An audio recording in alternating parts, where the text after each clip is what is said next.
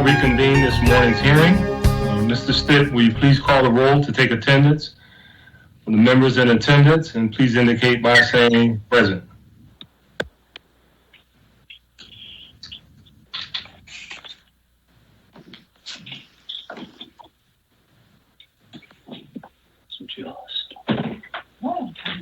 Mr. Stitt?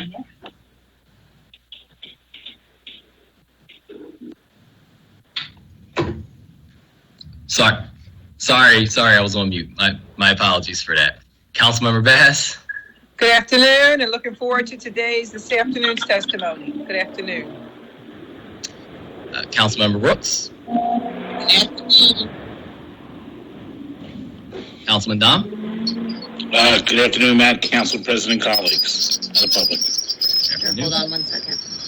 Councilmember Gauthier. Good afternoon, Council President. Good afternoon, colleagues and the public. I look forward to this afternoon's testimony. Councilmember Gilmore Richardson. Good afternoon, Matt. Good afternoon, Council President and colleagues and the general public. Thank you so much for being here this afternoon. I look forward to hearing your testimony. Thank you. Councilmember Green. Thank you, Matt. Good morning. Good afternoon, Council President. Good afternoon, members of council. Looking forward to today's public testimony. Councilmember Gibb. Good morning, Council President. Good morning, colleagues. Councilmember Heenan.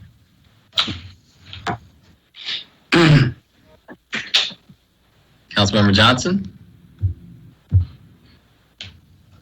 Councilmember Jones. Good afternoon, Mr. President, my fellow colleagues, to the testifying public.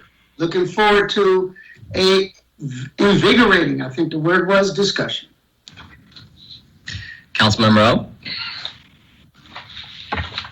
Thank you very much. Good afternoon, Council President and colleagues. Councilmember O'Neill. Good afternoon, everyone.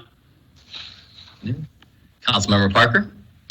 Good afternoon, everyone. Council President, looking forward to hearing the voice of the people. Thank you. All right. Councilmember Quiñones Sanchez. Good afternoon. Thank you, everyone, for your patience. Councilmember Squilla. Good afternoon, Council President, Matt, and colleagues, and welcome to the public forum for our budget hearings.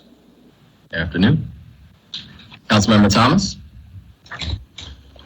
Good afternoon, Council President. Good afternoon, colleagues. Thank you to the tech staff for making this happen. Can't wait to listen to the general public, and again, appreciate everybody's patience. Looking forward. And Council President Clark. Thank you, and good afternoon to you all. Thank you for participating in today's public testimony. We will now resume the public hearing and begin taking testimony from the public on the FY21 budget. Before proceeding, however, I will lay out a few ground rules on how we will proceed with public testimony this afternoon. We are here today to hear from you about the proposed FY21 budget and where you believe the FY21 budget should focus its spending priorities. Due to the COVID-19 emergency, we have implemented special procedures with respect to public comment, which were advertised and posted on Council's website and sent out in a press release. Speakers interested in giving testimony were asked to call or email us by 3 p.m. yesterday so that they could take the technical steps necessary to provide an opportunity for public comment in a virtual environment. To ensure that there is an opportunity for everyone here to be heard, certain ground rules have been established as it follows. Your testimony should be about the FY21 budget and proposed spending priorities. All those who signed up to give public comment were telephoned at the beginning of this hearing and invited to join the hearing. So please make sure that your phone is muted at this time, and until it's your turn to speak, your name will be called in the order in which you signed up. Once your name is called, please unmute your phone, and you will then have 2 minutes to speak. In order to be fair to all those wishing to speak, I intend to hold that faithfully to the 2-minute limit. We have a lot of people that have signed up today, and we genuinely appreciate you and your interest as it relates to what we're doing, but we do have limitations on time. Once you are asked to begin your testimony, a timer will be started, and when there are 30 seconds remaining to your testimony and your time, you will be reminded of this. And once your allotted time has passed, you will be asked to conclude your remarks. At that time, please mute your phone and stay on the line until the hearing is concluded, if you so wish to. I would ask Mr. Stitt, please read the name of our first speaker. Ava Blitz.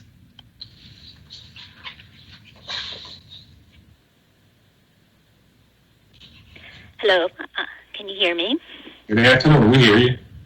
Please proceed. Okay, my name is Ava Blitz, and I'm speaking as an active artist in support of keeping the Office of Arts and Cultural Economy in the Cultural Fund. To eliminate it instead of an understandable 20% decrease in funding across the board used for other entities, I feel is a draconian and damaging action that would put Philadelphia's economy, health, and education, all considered worthwhile endeavors, at risk. I would also like to thank the Council for their effort that I hear there will be a new review of this action to put these resolutions on hold and allow time to review from all viewpoints. From an artist's point of view, I have been involved in several 1% for the Arts projects with the Office of Arts, Culture, and Creative Economy, and I have shown with numerous nonprofit organizations that the Cultural Fund supports. The office also takes care of the conservation of an amazing and vast collection of public art, as the Philadelphia Museum does, but without their funding capabilities through wealthy donors. Their staff works tirelessly and professionally to facilitate the sharing of ideas through art to create warm and welcoming landmarks that add beauty, vitality, and excitement to the city. The office is an equal opportunity employer and works long and hard in Valerie Gay is now exiting. And works long and hard in creating calls for artists and in choosing the most qualified artists to compete for their opportunities, not based on who the artist knows, but based on their work. As an older female artist, where discrimination in the field is historically high, I was given the opportunity to make a mark on Philadelphia's health, well-being, and education, while actually making a living for a short time. These organizations support not only their own administrative jobs, but the work of... Unknown participant is now joining. It also supports the work of countless artists. Ma'am? Yes. Excuse me. So it doesn't really sound like it, but that was actually the bell. It's traditionally a little louder, but because of the environment and the virtual nature of it. So when the bell rings, that means it's your time is running up. So we're going to ask everybody. I know you may have a significant amount of a testimony to give in a public way, but you can forward your information in your testimony, and it will be a matter of record, and we will insert it in the document. But again, we're only going to have 2 minutes to testify for each individual. I see. Was that the 30-second one, or is that over? It's actually not clear to me, but I heard it twice, so I'm assuming that's the second one. Oh, okay. All right. So I can forward the rest of my statement? Absolutely, and we will put it in the record, in the document that has all records of the public testimony and the budget process. Okay. All right. Thank you very much. Thank you.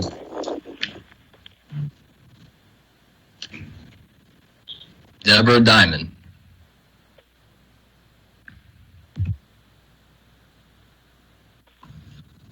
Hello. Good afternoon. Good afternoon. Council President Clark and members of Philadelphia City Council, thank you for the opportunity to provide this testimony as part of your fiscal year 21 budget hearing. My name is Deborah Diamond, and I... Okay, I'm sorry. Go ahead. I'm sorry. Go ahead. I'm sorry. I'll give you that 10 seconds back for interrupting you. Go ahead, ma'am. I'm sorry. Thank you. My name is Deborah Diamond, and I am the president of Campus Philly. Campus Philly has been the driving force in Philadelphia's retention of young college graduates and the population growth the city has experienced as a result. 25 to 34-year-olds with college degrees increased 115% between 2000 and 2017. Philadelphia's growth of college-educated young people is the most racially diverse in the country, and the result has been an economic resurgence for Philadelphia, one that has created the surpluses of previous budgets.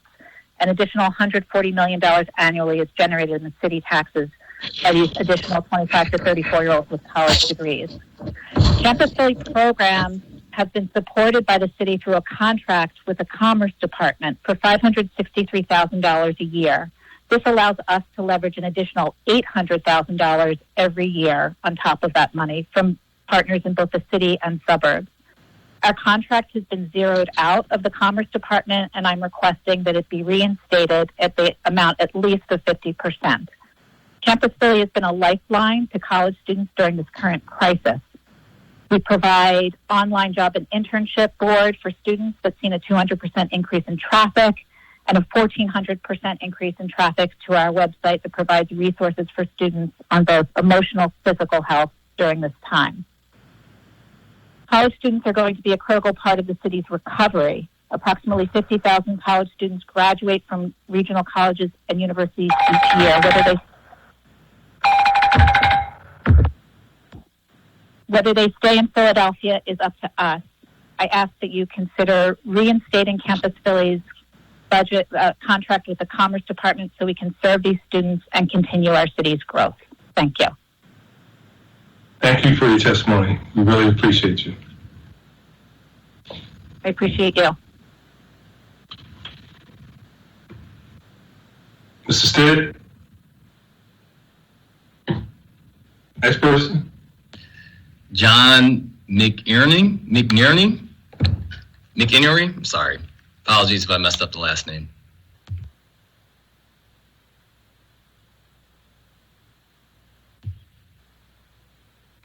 Is John here? Sally Malenka? Hello, this is John. Hi, sir. Please proceed. Okay. State your name for thank you for. Well. Yeah, this is John McInerney. Thank you very much for letting me speak today, Council President and all the council members. I'm speaking today in my role as the Vice Chair of the Board for Eastern State Penitentiary, a city-owned historic site that is not only one of the top 10 tourist attractions in the city, but a nonprofit committed to historic preservation and social justice. Eastern State is just one example of the range of committed arts nonprofits across Philadelphia that contribute to the health and vibrancy of our communities. Most of those groups have budgets under $100,000 a year, with 3 out of every 5 of them focused on serving and providing direct services to children.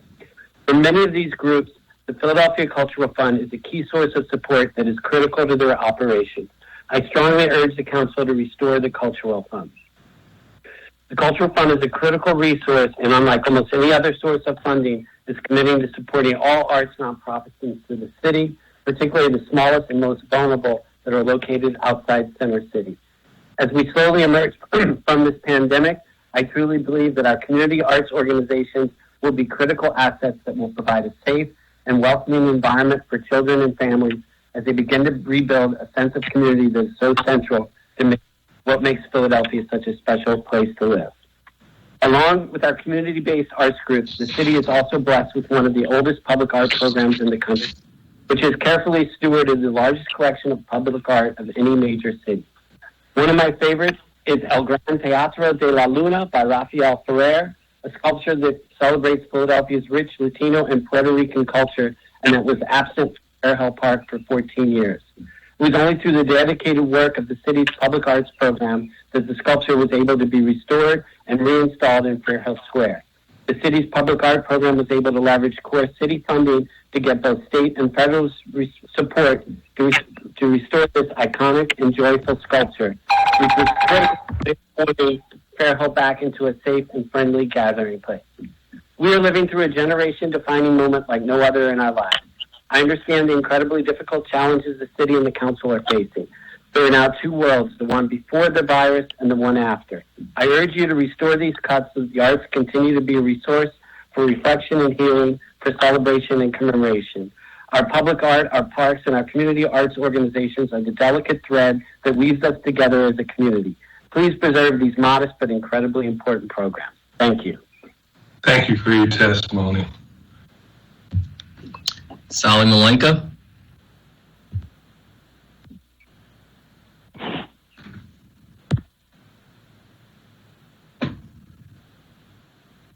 Unknown participant is now exiting. Jill Soblaski.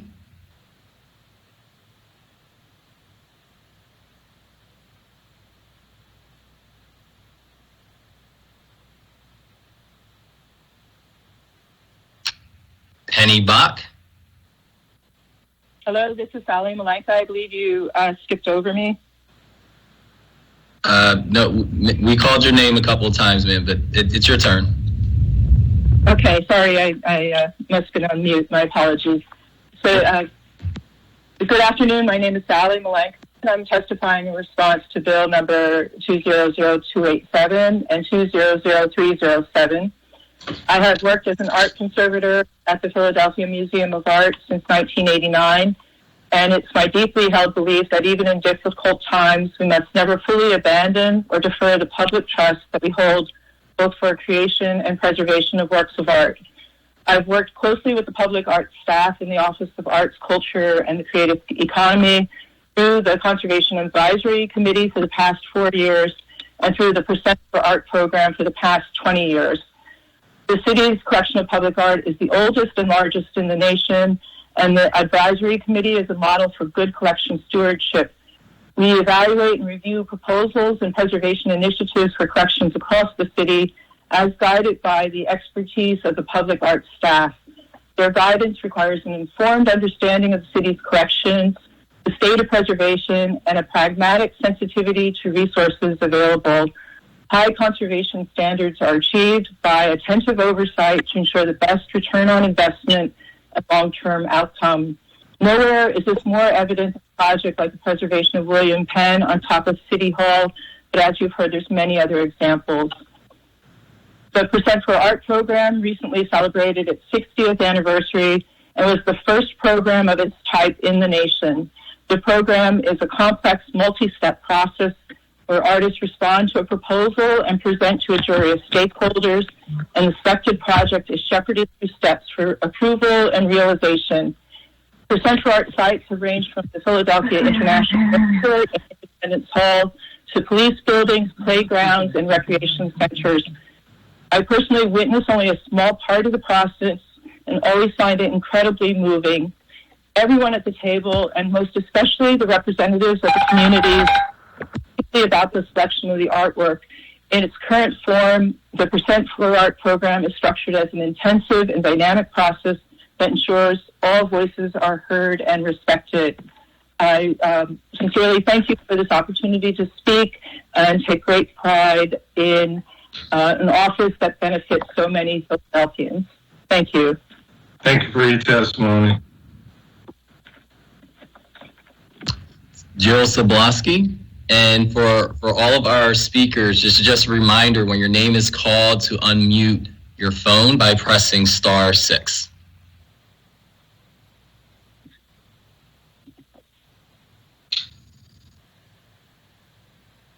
Is Jill Soblaski still on the line?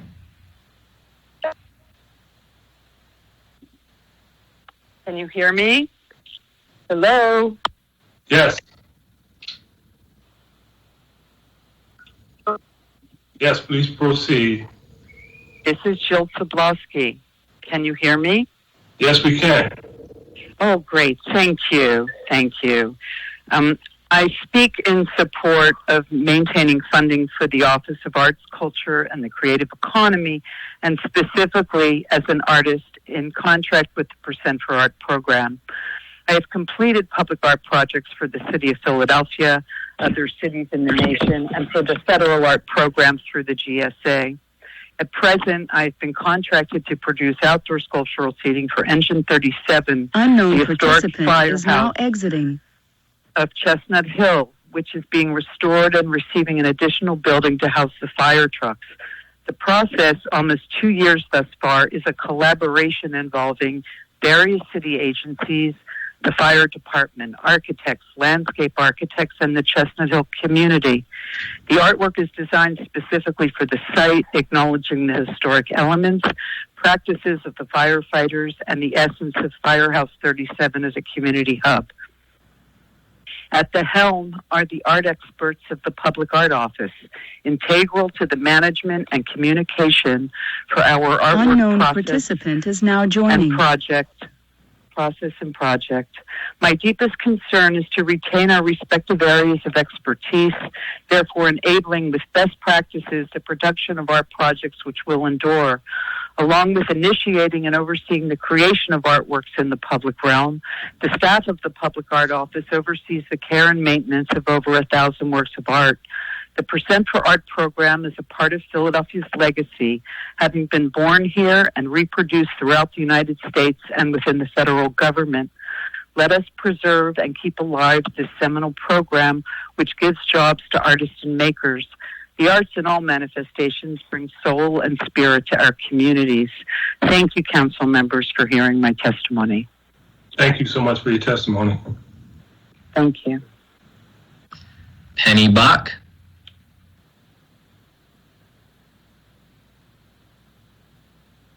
And again, a reminder to push *6 to unmute your phone. Can you hear me? I pressed *6. Yes. Okay, great. Good afternoon, virtual Council President Clark and council members. Thank you for the opportunity to express my concern and support for the Office of Arts, Culture, and the Creative Economy, the Philadelphia Cultural Fund, and the city's public art program, which all face elimination in the revised budget. My name is Penny Balkenbach. I'm the Executive Director of the Association for Public Art, a recipient of support from the Philadelphia Cultural Fund. Like many of you, I wear a few hats. I'm a proud native Philadelphian. I'm the chair of the city's Public Art Advisory Committee, and I've served on the Mayor's Cultural Advisory Council over the course of 5 mayoral administrations. Accordingly, it troubles me to think that after all this time, progress, and public appreciation, and council support, that we may be facing a devastating blow to the support of the cultural community and the neighborhoods and communities who benefit from our creative work. And I do mean work. The arts and culture community not only offers creative approaches to civic life, so dearly needed in our current environment, but collectively we are a job-creating engine, a unifying and humanistic force, a tourism catalyst, an education provider, and an all-around economic benefit to the city. I understand that extremely difficult cost-saving decisions must be made. However, cuts to arts and culture will have an adverse trickle-down effect on the well-being and economic health of the city. I'll leave it to others to explain how the sector drives billions in economic impact. Importantly, as has been mentioned, Philadelphia has one of the largest and most important collections of public art in any American city. And as chair of the city's Public Art Advisory Committee, I urge support of this program. It manages the commissioning, conservation, and collection management, which includes donation to the city and relocation of artworks. And this program is the steward of over 1,000 works of public art that are located throughout neighborhoods in the city. Thank you, and I again urge you to continue financial support for arts and culture in Philadelphia. I know we have your ear, and I hope we have your vote. Thank you. Thank you for your testimony. Sarah McEnany? I'm sorry, I think the name might have been misspelled. So it's either McInerney or McEnany. This is Sarah McEnany. Unknown participant is now exiting. Can you hear me? This is Sarah Yes. McEnany. Yes, please proceed. Good afternoon, Council President Clark and all council members. Thank you for the opportunity to testify today. I'm a 65-year-old working artist and community activist. The proposed budget would eliminate our Office of Arts, Culture, and the Creative Economy and the Philadelphia Cultural Fund. I urge you to not support any budget that would do this. The 1% for Art program, which manages and implements public art commissions, as well as taking care of Philadelphia's public art. I know the value of this program firsthand, having been a recipient of a 1% per art commission and served on committees in support of other 1% per art projects. The arts supports thousands of jobs in all kinds of businesses. Our city's modest investment of public money yields a huge return. We will come back from this health crisis. We need the arts for a healthy return, and when I say healthy, I mean in body, spirit, and economically.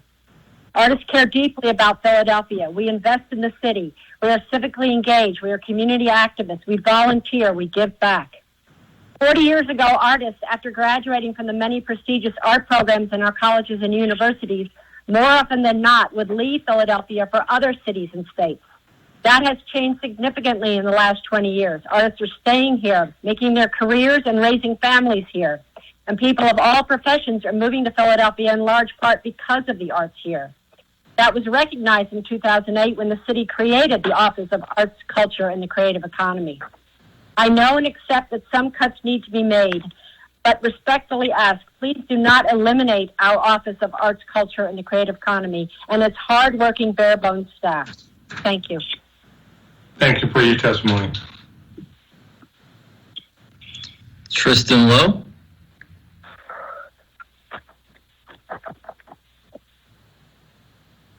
A reminder, push star 6 to unmute your phone. Hello, this is Tristan Lowe.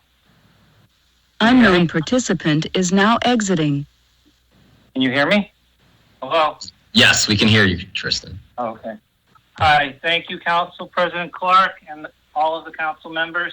I really appreciate this opportunity as a citizen and working artist in Philadelphia for over 29 years to participate in this healthy democratic process.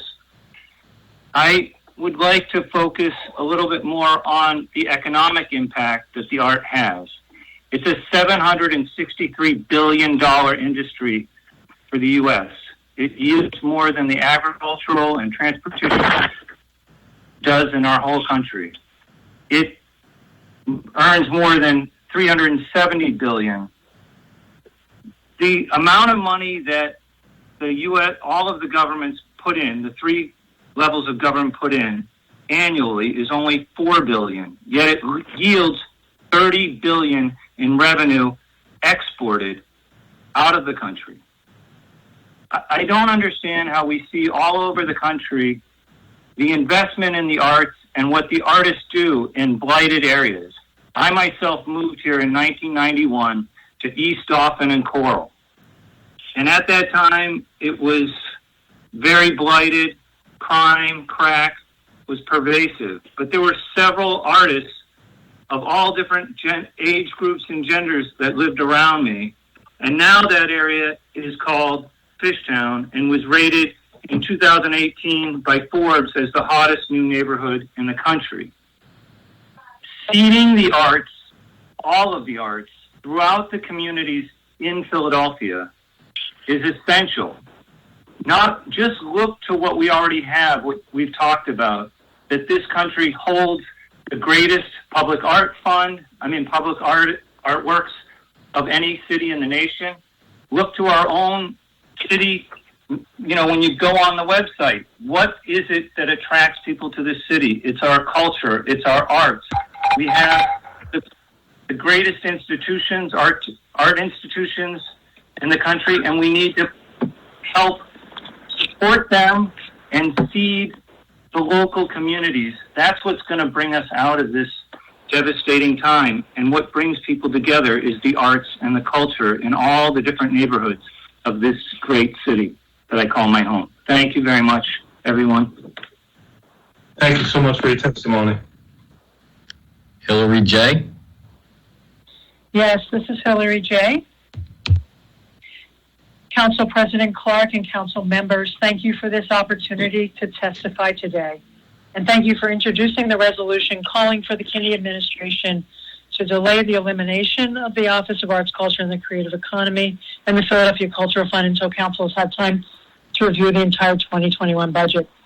I am a 40-year resident of Philadelphia City. I built a national multi-million-dollar fashion business on North American Street in the 1980s and helped lay the foundation for Kensington Fishtown Enterprise Zone. I covered design and architecture for the Philadelphia Inquirer before founding Design Philadelphia, America's first design festival and a national model for festivals across the country. Currently, I'm the Director of Education for the Society of Experienced Designers, an international membership organization headquartered in Washington, D.C. I choose to live in Philadelphia because of our history, heritage, and culture. I choose to live here, home to the first 1% for Art program and thousands of pieces of public art that rival any other across the United States. I choose to live in Philadelphia because of our wealth of historic houses, our world-renowned museums, stellar jazz heritage, and internationally regarded dance troupes. Along with thousands of other people like me, I choose to live in Philadelphia because I have been able to prosper through creating culture here. Philadelphia has never been a sixth borough of New York or any other city. It is a unique and vibrant place, the birthplace of democracy, and it's still evolving and telling a very American story. Philadelphia is a world-class city. World-class cities are rich in cultural resources. That is how world-class cities attract and maintain citizens, raise their tax base, elevate their education systems, and create desirable, livable urban communities.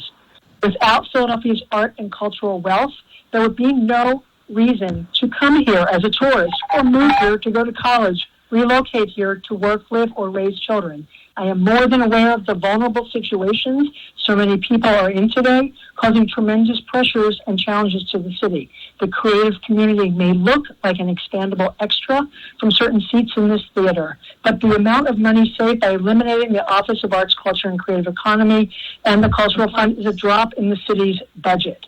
The city's $4 million investment provides a return on investment of $3.4 billion. How do we save money by throwing it away? I keep wondering, when we reach the other side of this health crisis, will Philadelphia be a vivid leader, a 21st century example of best practices, or will we be culturally bankrupt? The way forward is not back, especially if it means going back to a time when the city was not among the vanguard of innovative American cities. I've watched Philadelphia grow exponentially through the arts in my 40 years here. While we continue to struggle with economic disparity, let us not throw away what distinguishes this city from every other. Our creative economy supplies the fundamental tools for Philadelphians to become better educated, healthier, and safer. Our creative economy is the gateway that enables us to do good work with and for our fellow citizens. Work valued locally and prized globally. Respectfully and on behalf of thousands of children, 2,100 artists, 1,800 arts organizations, protect the Office of Arts, Culture, and the Creative Economy, the city's public art program, and the Philadelphia Cultural Fund. Thank you for recognizing the creative sector's significance to Philadelphia's economic viability now and in the future, and for hearing my testimony.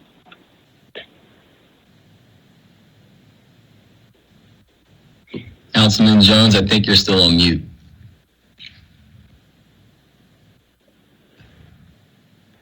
Okay, thank you for your testimony. And Mr. Stitt, would you please read the next person to testify? Absolutely. It's Louis Messiah.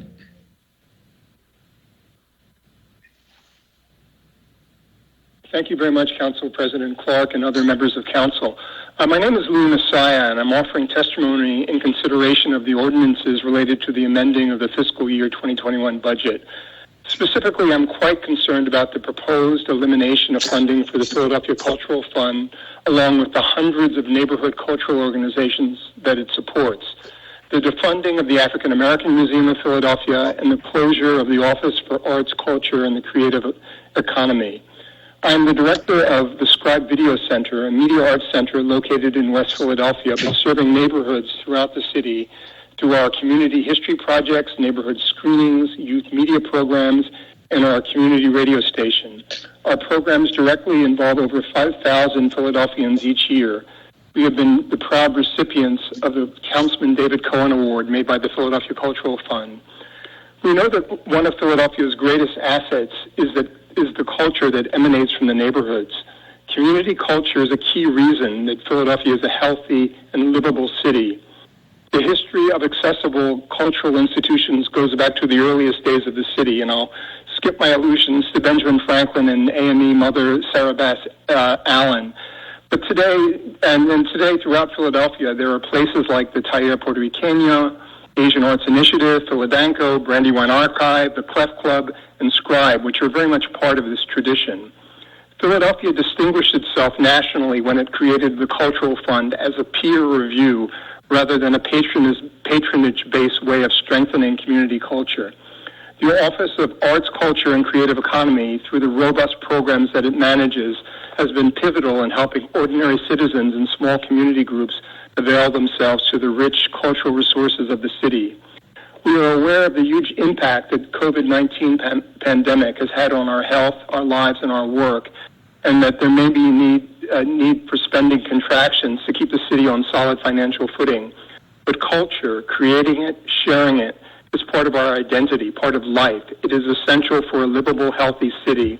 It is what keeps us civilized.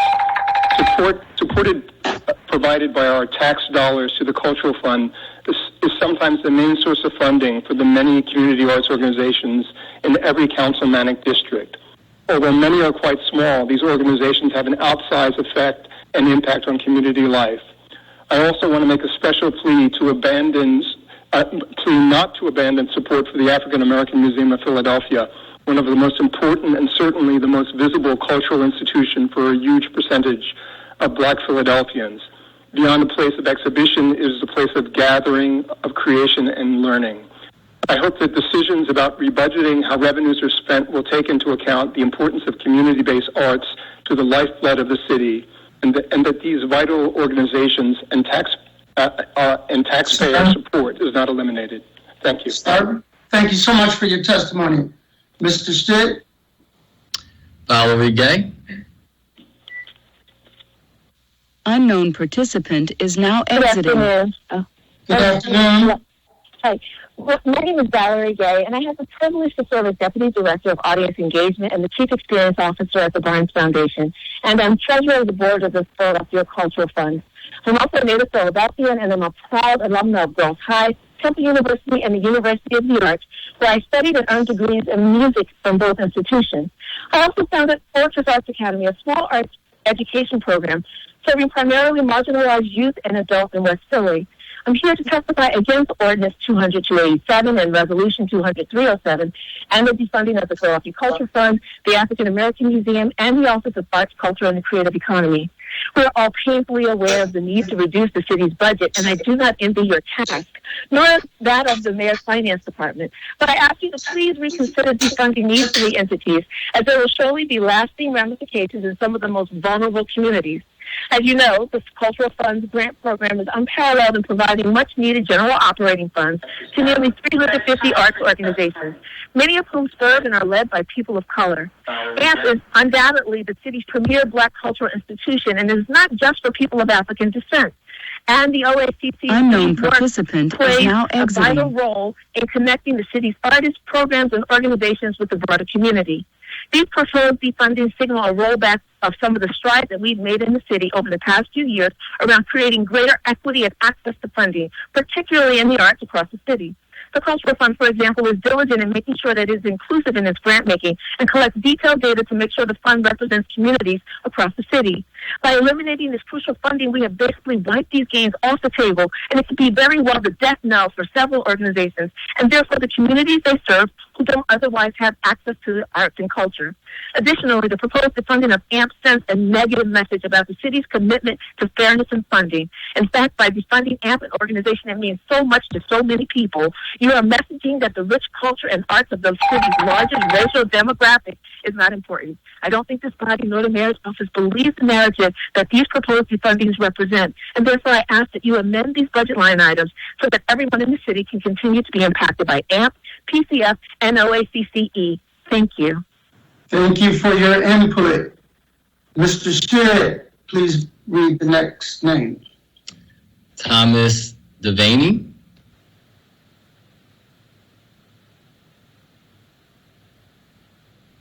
Thomas, if you're on the line, press *6 to unmute your phone.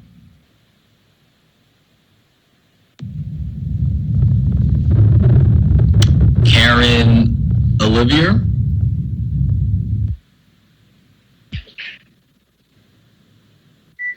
Good afternoon. My name is Karen Olivier. Good afternoon. Please begin your testimony. Great, Yes, thank we can hear you. you. I vehemently oppose the defunding and elimination of the OACCE and the Philadelphia Cultural Fund. I'm an artist, professor, and resident of Germantown. I received a tenure-track post at Tyler School of Art, but resisted moving to Philadelphia for many years, and instead choosing to commute from Brooklyn, an arts hotbed. Though our graduate program at Tyler attracts the most talented artists around the country, more often than not, they leave when they graduated. That changed about 7 years ago. That now choose to remain. That retention of creative capital equates to money in the city's pocket. I, too, chose to move to Philadelphia 9 years ago for the same reason. Students are staying. The art opportunities offered by the OACCE and PCS. I vividly remember a resident in Germantown thanking me for making a public artwork I created in Germantown. She said, if the city allowed you to make this piece and gave you the money to make it, they must know we're still here. They haven't forgotten us. This artwork served as one reassurance that the economically depressed neighborhood still mattered to the city. Yes, artists are resilient, resourceful, inventive, and know how to stretch a dollar. But no dollars, no acknowledgement that the nicknaming of Philadelphia, as sticky as that is the sixth borough, was not a direct result of the artistic community, and the success of many arts and cultural organizations would be disingenuous and morally corrupt. The elimination would severely impact the artistic and cultural fabric of the city. I also think about another public artwork I created through the office at Stenton Park in Nicetown, which was comprised of engraved pavers with quotes from important historical figures significant to the area in a large blackboard. Recently, I saw penned on the blackboard the words, when things go wrong, don't go wrong with them. How fitting today to think of those words. Things have gone horribly wrong. The stress of the healthcare system, the incomprehensible death toll, the tense sadness and loss. In many ways, the economy, but to strip the arts, to leave a gaping hole, will only strike another horrible blow to our beloved city. Thank you, Council President Clark and City Council members. Thank you so much for your testimony, and we appreciate your patience. Mr. Stitt, next name to testify. Stacy Levy.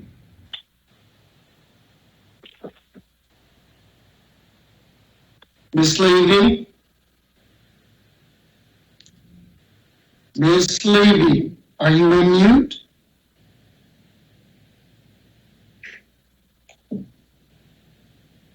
Mr. Stitt, the next name to testify. Susan Miller Davis.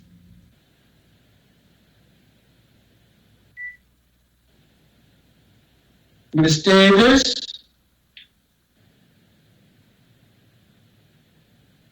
Ms. Davis, are you there? Going once? Yes, we hear you now. Okay, great. Good afternoon, Council President Clark and members of City Council. My name is Susan Miller Davis. I'm an architect and former director of the Philadelphia Redevelopment Authority Public Art Program. I'm here to testify about Ordinance 200-287 and Resolution 200-307, specifically to express my opposition to elimination of the Office of Arts, Culture, and the Creative Economy, the Philadelphia Cultural Fund, and the Public Art Office. As you all, I believe we all share the understanding that Philadelphia has a long and respected history of the arts being available to all citizens. Creation of the Philadelphia Redevelopment Authority Public Art Program, the first publicly mandated such program in the United States, and its sister program, the city's own Percent for Art program, are both now over 60 years old and have led to a wealth of public art and cultural programs and activities throughout the city. Philadelphia is widely known and respected for its wealth of arts, culture, and creativity accessible to all citizens, all ages, in all neighborhoods. This goes back to the founding of this great city, that all citizens are equal in the eyes of God and of government, and share the same rights and access to the benefits of good governance, including access and exposure to a range of arts, cultural, and creative activities. Sonny Rollins, the jazz saxophonist, was asked recently, why does art matter? And his response was, quote, Art both inspires us to go out and find something new and highlights what we don't know. When I look at a work of art or hear music, I'm transported. I don't know how or where, but I know that it's not part of the material world. It is beyond modern culture's political and technological soul. We're not here to live forever. Humans and material things die, but there is no dying in art. Unquote. Thank you for this opportunity. Thank you so much for your testimony. Mr. Stitt. Thomas Devaney. Mr. Devaney. Good afternoon, Council President Clark and City Council members. I'm here to testify about Ordinance 200287 and 200307. My name is Thomas Devaney. I teach at Haverford College, and I'm speaking as an arts professional and an active member of the cultural community. I am a lifelong Philadelphian, and I love this city. I recently had a book published called Getting to Philadelphia, and I just completed a documentary film called Bicentennial City, which I co-directed about the bicentennial in 1976. And one footnote about that is that our love statue, our clothespin, and our flags of the world in the Parkway all come out of that difficult time for our city. I have two comments. The first is that I completely disagree with the elimination of the Office of Arts, Culture, Creative Economy, and the Philadelphia Culture Fund. And I urge you to hit pause and delay on the elimination of these offices at least till June 1st to have some deliberation and reflection. My second comment is just to put the conversation into perspective that with a budget that's currently Unknown participant is now exiting. 1% of the city's budget, the Office of Arts and Culture and the Cultural Fund has created remarkably effective and meaningful programs that touch, and this is the important thing, every corner of this city. This is exactly the kind of thing the city should be doing, and the people who live here want it. The Arts Office really is people working with other people, and they are top-level professionals with deep roots in the city, and they have and all of its diverse art communities. They are well-respected and have great credibility, and that is no small thing. Let's celebrate and be proud of their work. Let's give ourselves some credit, too, as a city. We know how much poverty is here, and we know how much great need is here, but there's so much possibilities here, too. But America's poorest city would be all the poorer without our intentional support of the arts. Let's not fool ourselves into thinking that somehow that the core functions of this office will continue without the office. Let's not fool ourselves about that. The Arts and Culture Office is a meeting place inside the most significant meeting place in this city. The shining example itself is City Hall. The building is more than a building. City Hall embodies the convergence of the civic and the cultural. This is an emotional time. We all know there'll be some cuts, but we need to use all of our resources, and the Arts and Culture Office is one of them. I applaud you and thank you for all your work. It's no small thing. I thank you very much. Thank you, and we appreciate your testimony. Mr. Stitt. Thanks a lot. Barbara Silzel.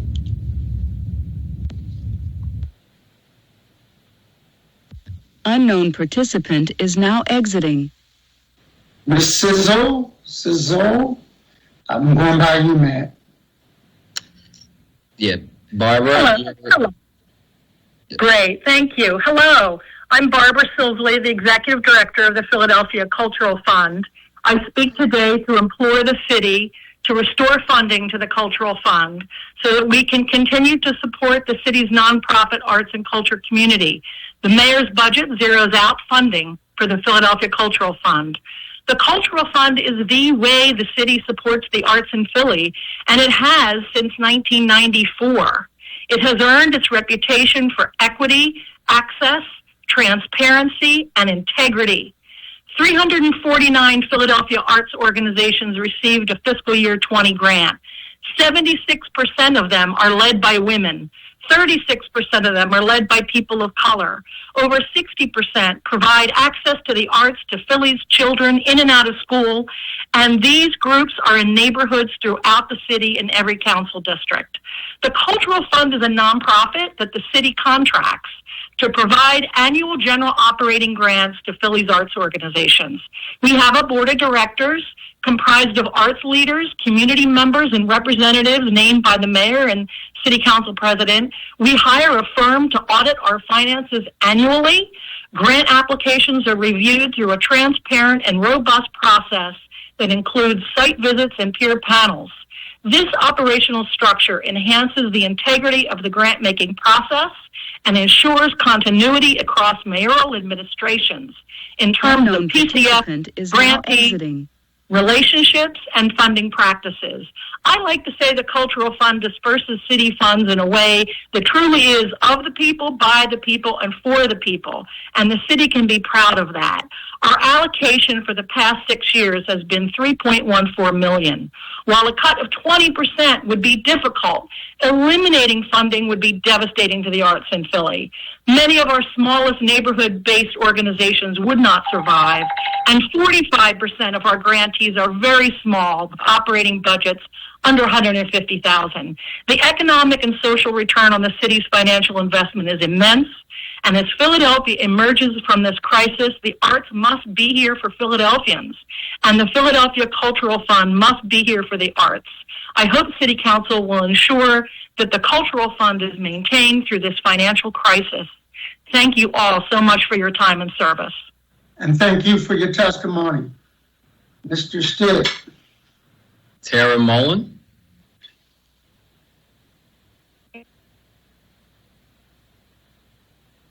Hello? Hello. Hello. Hello. We can hear you.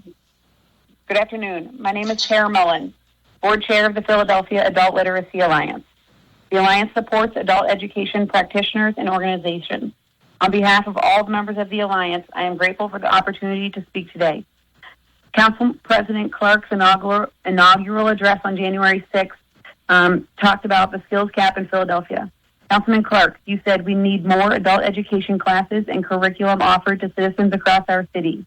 You continue to state we need more access to classrooms for adults who want to work but need to learn the skills to get the technology and healthcare jobs of today. I'm giving testimony today because of the proposed budget that has eliminated the Office of Adult Education, OAE, in the city. The Office of Adult Education has a $1.1 million budget that accounts for less than 1% of the school district's total budget. This office has been relegated over the past 2 years to sit within the Office of Workforce Development. While there is a recommendation to shift workforce to the Commerce Department, there has been no discussion of keeping the Office of Adult Education. I'm happy to have heard that there is now consideration to keep the Office of Adult Education.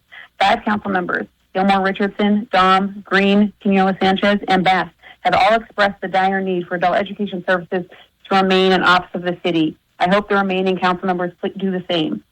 Last year, OAE served 5,000 adult learners through My Place, the flagship program established in 2014 that is the only one of its kind in the country, and it's had hundreds of volunteers successfully complete tutor training to serve our adult learners, which is a free service. In addition, OAE operates 50 key spots with over 58,000... Unknown participant is now exiting. ...a step in the right direction to address the digital divide in Philadelphia. They offer free computer access. This has resulted in providing 1,100 individuals with digital literacy training. What would we do without this infrastructure? Council members, if you truly believed we needed more adult education prior to the COVID-19 pandemic, as we continue to watch the unemployment rate skyrocket, now is the time to invest in adult education. We again urge you and all council members to reconsider eliminating this crucial office for the most vulnerable Philadelphians. Thank you for your time and opportunity to speak. Please stay safe. Thank you. You stay safe as well. Thank you for your testimony. Mr. Stitt. Lance Haver.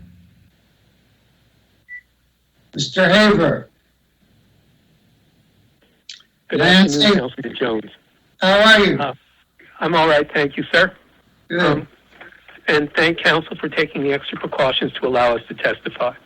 My name is Lance Haver. I would like to thank the city workers who have continued to provide necessary services, sometimes placing their health at risk, so the city can continue to function.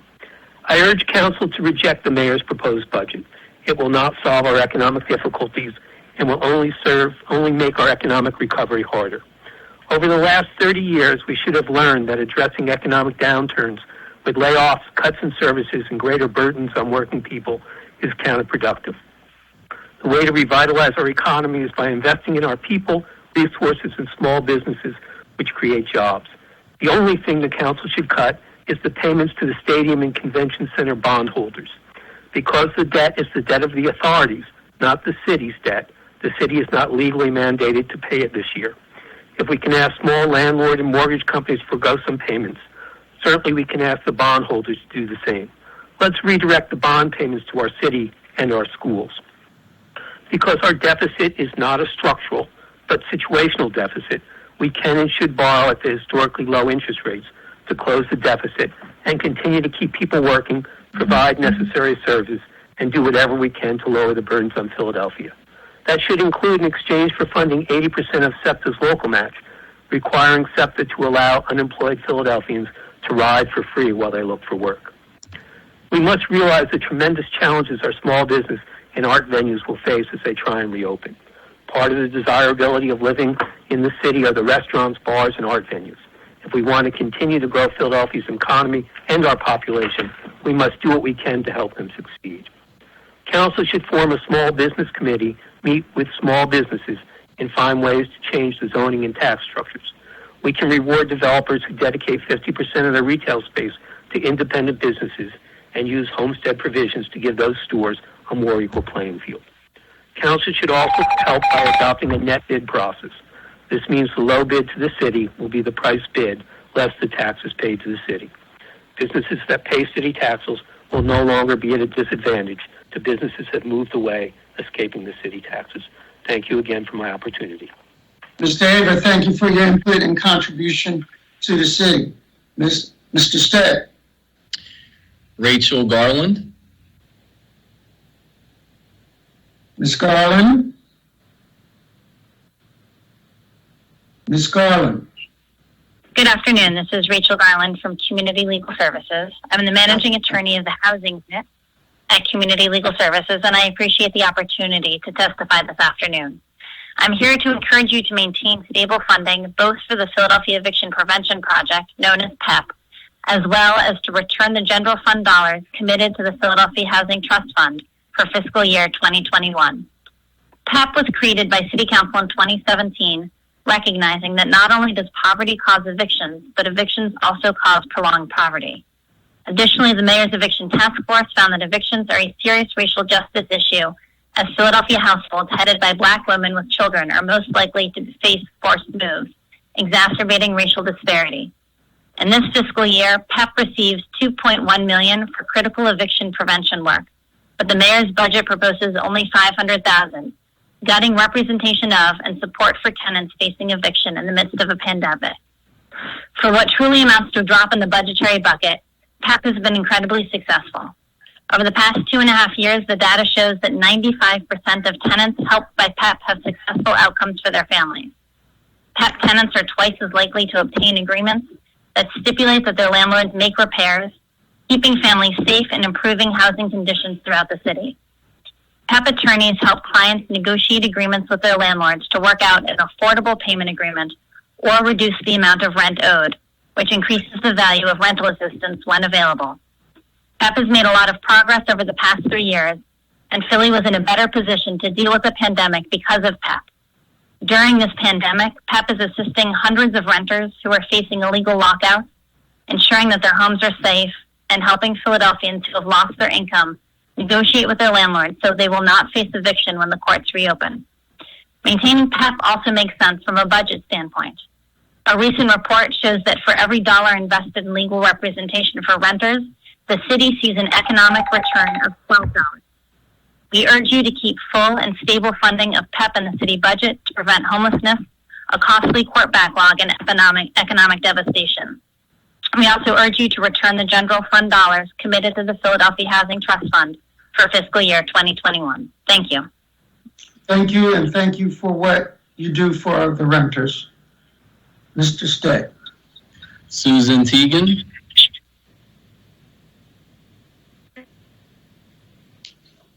Ms. Teagan. Good afternoon, Council President Clark and all City Council members. I'm so grateful to advocate today for restored funding for the Philadelphia Cultural Fund.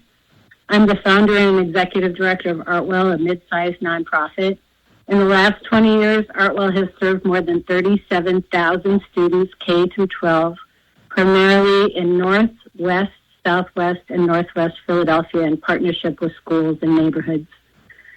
Support from the Philadelphia Cultural Fund is critical to Artwell, providing sustained arts education to students who face overwhelming challenges and disinvestments, and yet through the arts discover the power of imagination, healing, equity, resilience, celebration, and community. We believe arts education is a civil right and necessary for a free and fair education. Studies have proven that students who participate in arts programming are 3 times more likely to go and graduate from high school and exponentially more likely to graduate from college and vote and volunteer. At James Rhodes Elementary in Mill Creek, we realized our students couldn't write poems because they couldn't read. So for the past 5 years, we've tutored second and third graders in reading so they can all read by fourth. This spring at Parkway Northwest High in Olney, our teaching artists helped these students create their own Black Joy project and lead town hall meetings.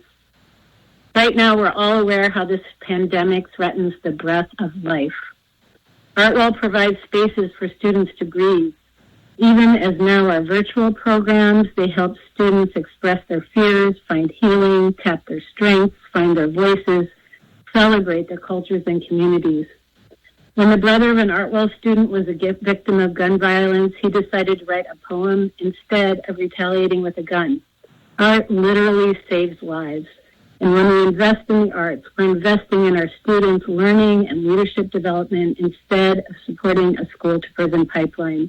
I urge you to help students have the space to dream boldly, breathe freely, and develop into creative citizens. Please restore funding to the Philadelphia Cultural Fund so hundreds of organizations like Artwell can help our youth and communities thrive. Thank you so much. Thank you for your testimony. Mr. Stitt. Julia Guerrero.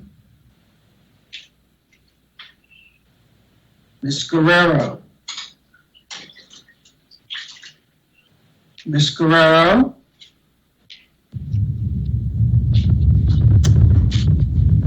And we also have Libby. Oh, sorry. Ms. Guerrero. This is Julia. Oh, can you hear me? Yes, we can. Great, Please thank begin. you. I'm here in support of the Office of Arts, Culture, and the Creative Economy, Art in City Hall, the Percent for Art program, the Collection Management program, and the Cultural Fund. The office was formed at the start of the Great Recession at a time when people were thinking big about the role of culture in urban life and how the arts could be one of the beacons Unknown participant is now exiting. to get us out of those dark days. Investing in the arts, encouraging this young office to grow was a forward-looking idea by Philadelphia's leadership, and the office grew this bleak landscape in 2006. The Office of the Arts and the city's support on full display, and the poetic implications of the city moving their art office literally out of the attic and putting it on display in central place in City Hall was something that could only be achieved by understanding that the arts are a vital civic service. Now, here we are on another dark day, and instead of thinking big and being a thought leader, we have this cut to the office, which means that we're moving backwards. Just like moving the office out of the attic and to the ground floor was more of a statement than a physical move, so too is this proposed cut. What does this say about the city's support of the arts and the small arts organizations that make this city so great? Members of City Council, I ask you to maintain our Office of Arts, Culture, and the Creative Economy. Thank you. Thank you for your testimony. Mr. Stitt, next person to testify. Libby Rosoff, and this will be the last person in the first group. After this, we will have to take a brief break, about a 5-minute break to get the second group lined up. Councilmember Jones. Thank you, Mr. Stitt. Hello, this is Libby Rossoff. Should I go ahead? Yes, Ms. Rossoff, please testify. Thank you. Good afternoon to everyone in City Council. I'm one of the co-founders of the artblog.org, which is 17 years old, is one of the oldest, most widely respected art blogs on the internet. What I want to know is, when the COVID lockdown is over, do you want a city with theater, with dance, with art on the streets and in the galleries, with young families reviving aged-out neighborhoods, with restaurants and bars teeming, with life and community art centers where anyone of any age or any income level can make art? Or do you want the kind of Philadelphia I moved to in 1967, the Philadelphia that was the punchline to a W.C. Fields joke? That joke city grew into the 21st century artist mecca, nurtured in part by the Office of Arts, Culture, and the Creative Economy. The OACCE oversees the wildly democratic Philadelphia Cultural Fund, which gives operating funds to 350 small and mid-sized art organizations, including ArtBlog, that brings art into the lives of rich and poor, young and old, in every councilmanic district. Also, the Art in City Hall program displays art made by citizens, from school children to the fire department to professional artists. OACCE also oversees two important public art programs that are national models. One maintains the oldest and largest collection of public art in the nation, and the other commissions new public art via the widely copied Percent for Art program. Not only is art a civic good and a source of joy and pride, it is also profitable. The city's arts sector generates $3.4 billion in economic activity, generating $157 million in city tax revenue. The cost to the city is only 0.1% of the city's budget, according to Pew et alia. Cutting the art budget is penny wise and pound foolish. Unless we recognize the complexities that make our city great, we will be undercutting the conditions that fuel our vibrant city life. I want to add that you can read more testimonials from all of the public at the artblog.org on the internet. That's it. Thank you. Thank you for listening. Thank you so much for your testimony. Mr. Stitt, this is the last one or the break? Yeah, so this is the Unknown participant is now exiting. Our tech team needs about 5 minutes to bring on the next group of callers for testimony. And so people can stay on this call or rejoin? The members can stay on. All of the callers are free to leave who has testified thus far. If anybody's on the line who has not testified, Multiple people are now exiting. Also stay on the line. Thank you so much, sir. No problem.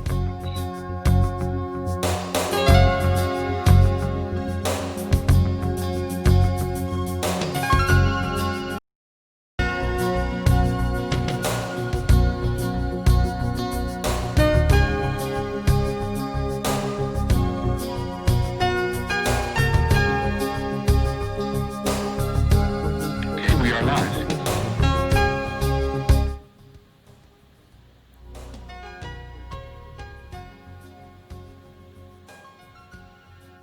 All right, Dan. I'm thinking that just help me undo the bottles, and I can write this down.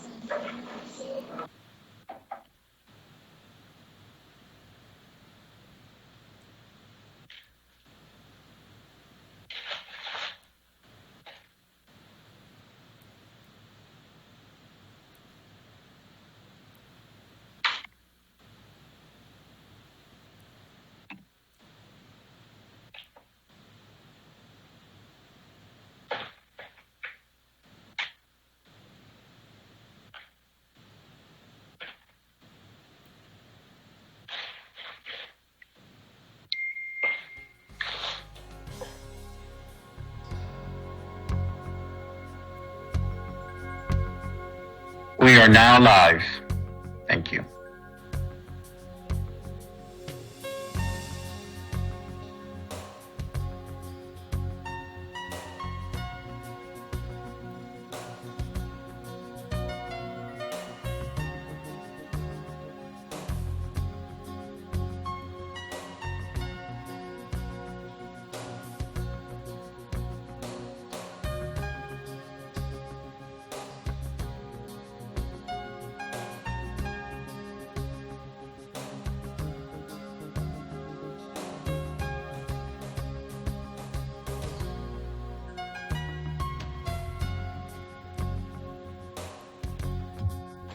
push back. Matt, are we ready to? Councilman Squilla, Yes. are you available to chair the hearing? Yeah, we could start. I know Councilmember Sanchez also was going to follow up, but we could get started and have the testimony if you want to call the first person. Absolutely. Sean Kelly. Thank you so much. Thank you for your time, members of Council President Clark. My name is Sean Kelly. I'm the Senior Vice President at Eastern State Penitentiary Historic Site. I also served as Vice President of the Board of Directors of the Philadelphia Cultural Fund from 2009 to 2012. When I started at Eastern State Penitentiary as its first full-time employee in 1995, our annual budget was less than $100,000. The first grant that we ever received was from the Philadelphia Cultural Fund. 25 years later, in an era when many Americans believe that mass incarceration is the civil rights issue of our times, Eastern State has become the closest thing our nation has to a national prison museum. We're also proud second chance employers, believing that people who have experienced incarceration need to play a central role in connecting the general public to these complex and emotional topics. During the quarantine, our programming has shifted to focus on the impact of COVID-19 on incarcerated Americans. Today we employ 68 people. Last year we hosted 310,000 visitors. That's not Halloween, that's just daytime historic site visitors, 310,000, making us one of the most popular visited cultural attractions in the region. Our success story, with its critical early support from the Philadelphia Cultural Fund, is not unusual. In fact, it's typical. It's how the Cultural Fund has always worked. To this day, about half of the fund's grantees have operating budgets of less than $150,000 with little or no paid staff. And the Cultural Fund's rigorous peer review process encourages professionalism and structure to small and emerging organizations, and critically, it provides peer support even as it evaluates for excellence. The Cultural Fund often serves as a gateway to larger funding.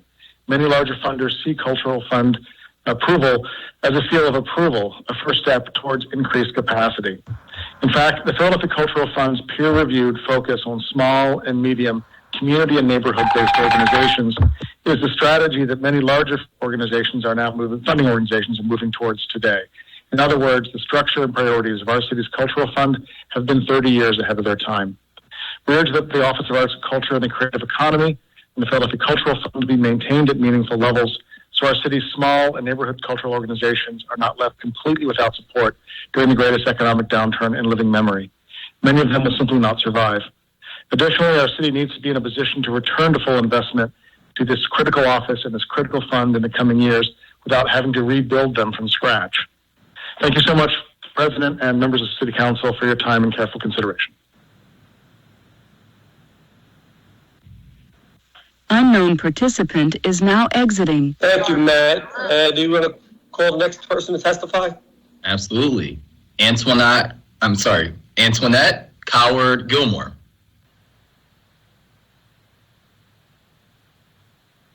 Antoinette on the line? Can you hear me? Yes.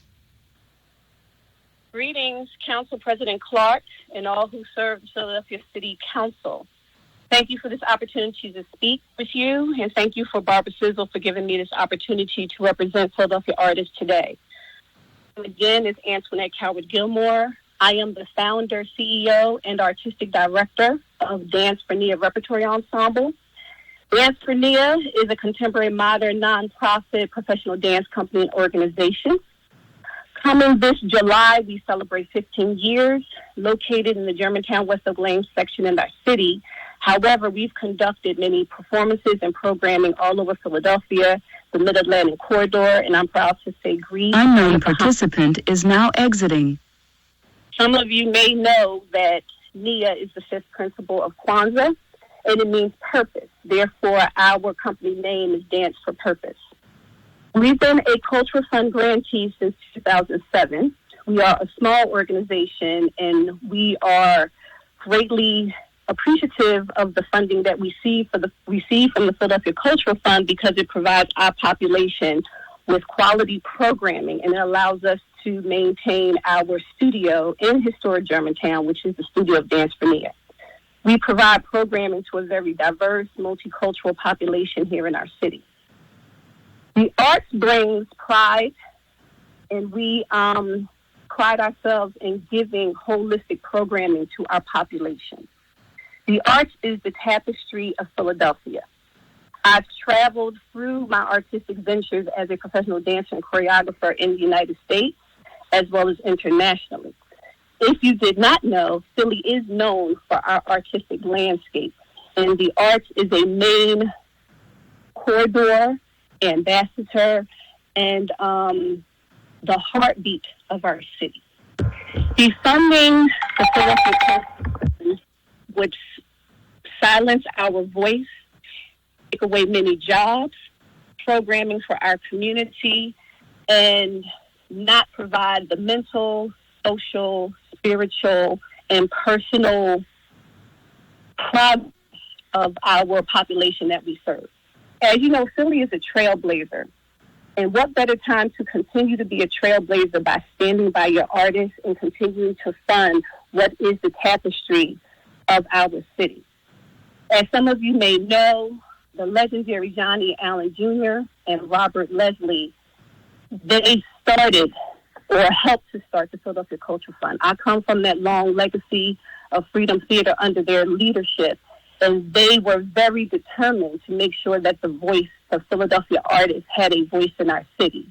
I implore you, along with many of our artists, to continue that voice and to keep our community thriving through the arts and the culture. I thank you for your time. Thank you, ma'am. We appreciate your testimony and your time this evening. Matt, can you announce the next speaker, please? Unknown participant is now exiting. Amy Ballard. Unknown participant is now exiting. Thank you all for having me today to testify regarding Bill number 200287 and Resolution 200307. My name is Amy Ballard, and I work for the Helms Academy in West Philadelphia, and I'm here today to oppose the proposed elimination of the Office of Adult Education in the city budget. I want to be very clear that the future of Philadelphia will suffer deeply without the Office of Adult Education and their 37 years of guidance and experience and institutional wisdom and the relationships they have built across the city among education providers. One of the city's greatest concerns right now as we approach the post-COVID-19 time is our economic rebuilding. And to rebuild a city, you need to start with the people. We've already seen the devastating effects of unemployment during this time, both to our economy and to our citizens' well-being. And it's evident that those who have the least in our society have been affected the most. So the recovery is about more than just getting jobs, but it's about providing career pathways and educational opportunities. Some estimates suggest that over 500,000 adults in Philadelphia lack the skills that are required by employers. So the question is, who is stepping up to fill that gap? It's the adult ed providers in the city, and each year 5,000 adults are connected to these programs through the Office of Adult Education. So with the already high levels of poverty in the city and our current almost unfathomable levels of unemployment, thousands of our citizens need adult education now. And the knowledge and work and dedication of the Office of Adult Education staff is not replaceable through our Unknown website participant is now joining. I do not have to tell all of you how important education is. I only want to remind you that education is a right to all people of all ages in all communities. It transforms our city. So I'm asking you to keep the Office of Adult Education in the budget. Thank you. Thank you, ma'am. We had a lot of discussion about that office earlier today in our budget hearings. We appreciate your testimony. Matt, will you call the next testifier? Jamie Song. Unknown participant is now exiting. Jamie Song.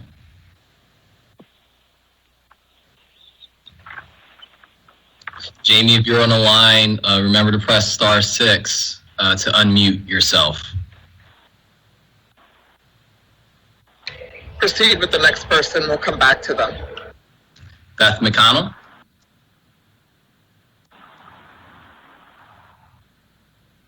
Good evening. This is Beth McConnell. Policy Director with the Philadelphia Association of Community Development Corporations, testifying on Bill 200287. PACDC urges Council and the Administration to restore funding, the general fund's commitment to the Philadelphia Housing Trust Fund.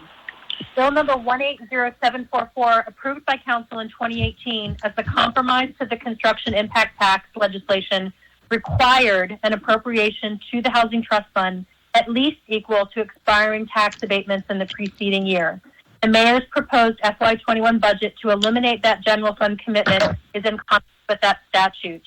This will eliminate more than $9.8 million for rental housing production and preservation, and zero out the successful Philly First home buying program that distributed more than $5.7 million over the last year in grants to first-time home buyers. This will negatively affect our lowest income tenants who desperately need a safe, affordable home, and hurt low to moderate income buyers who deserve a shot at the stability home ownership provides in these trying times. These programs are important for our economic recovery, creating jobs and tax revenue. Philadelphia should ensure a minimum housing trust fund commitment of $20 million this year.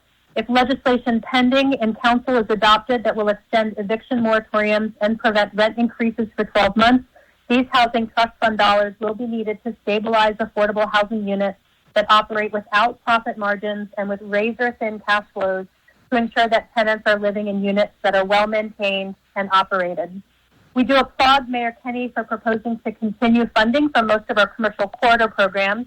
They are vital to ensuring that we have the staff on the ground in our neighborhoods, helping businesses reopen safely, access grants and loans they need to survive, and keep the corridors clean and safe. We also urge Council and the Administration to direct more funds to the THL COVID-19 funds that have been run by Commerce and PADC, which quickly and effectively provided vital support during the shutdown. Targeting funds to those businesses that cannot access state or federal programs is critical to create more equity in the recovery process. We are also concerned about the decrease in Commerce Department funding and staff that could hamper many of these programs. Finally, we hope Council will continue to support the CDC tax credit program and ensure that all the participants are able to continue at full staff functioning during these crises. Thank you for the opportunity to testify. Thank you, Beth, for your work and your advocacy. We appreciate that. Matt, would you call the next person? Certainly. Vash Dubois.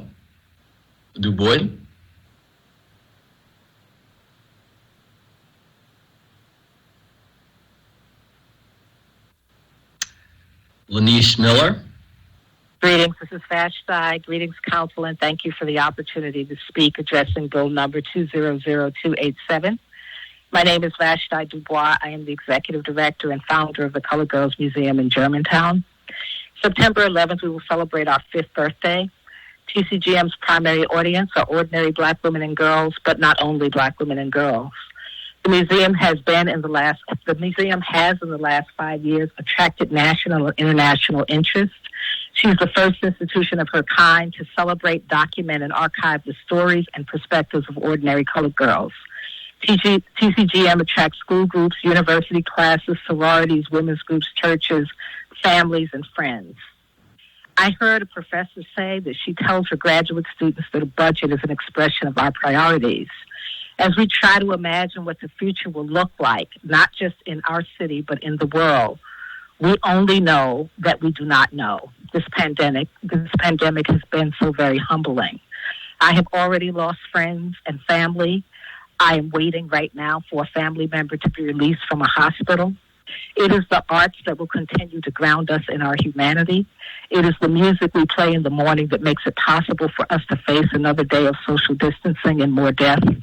It is the photograph, the oil painting, the garden that reminds us to take a deep breath when we didn't even know we were holding our breath. It is the cloth against our skin, a quote we own, a sculpture we pass, a poem we hear that sums up to perfection our fear and our faith. Arts are medicinal, diagnostic, therapeutic. Art heals, and we need the medicine. We need the hospitals and clinics they work from to survive. Yes, indeed, our classrooms and our public spaces, our museums and our homes. These are hospitals and clinics, too. These are urgent care facilities, too. Art is a practitioner. Art is an essential worker. Obviously, like many other businesses, this pandemic has closed our physical doors, but the work of this institution continues. Thank you. Thank you so very much. We share your concerns. Matt, the next person. Lanish Miller.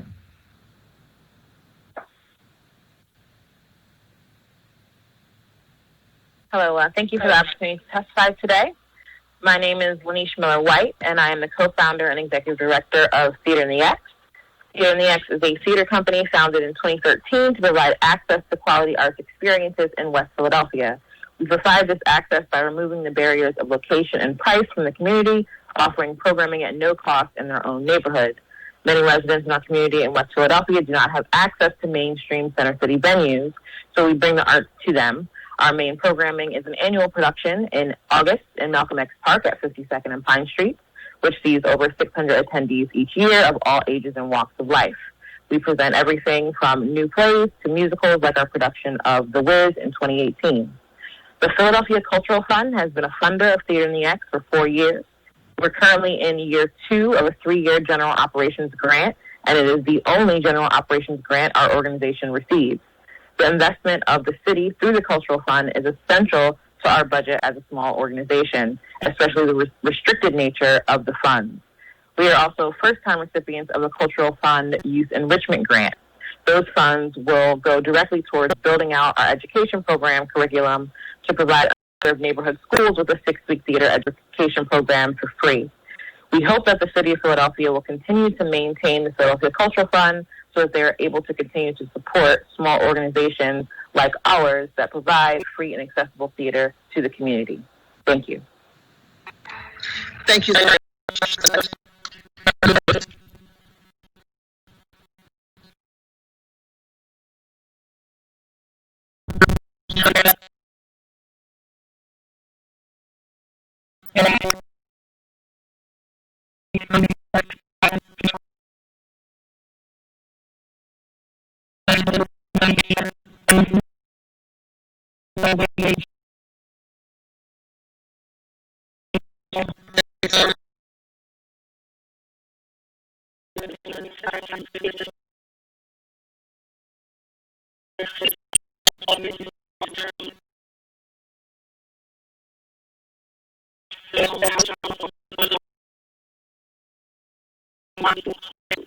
Making anywhere between $738 to $1,200 a month.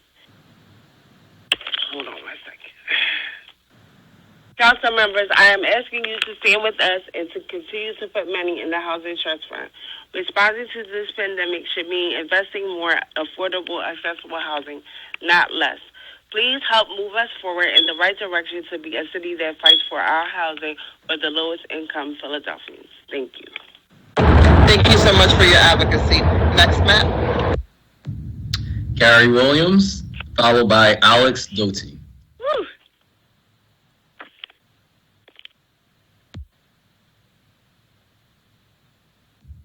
It's Gary Williams. Unknown participant is now exiting. Alex Doty. Hi there. Good afternoon. My name is Alex Doty, and I am the Executive Director of the Philadelphia Parks Alliance. I am here on behalf of a coalition of 95 groups that support funding the essential services that Parks and Rec will provide in response to COVID-19. We recognize the unprecedented budget challenge that COVID-19 has created, but we are also troubled by a basic truth. The African American and low-income communities that are disproportionately impacted by COVID-19 are also most impacted by budget cuts to programming at rec centers and lack of maintenance at neighborhood parks. Now more than ever, we see how important it is that all Philadelphians have access to parks and open space. The stewardship of those spaces is an essential service that has not shut down.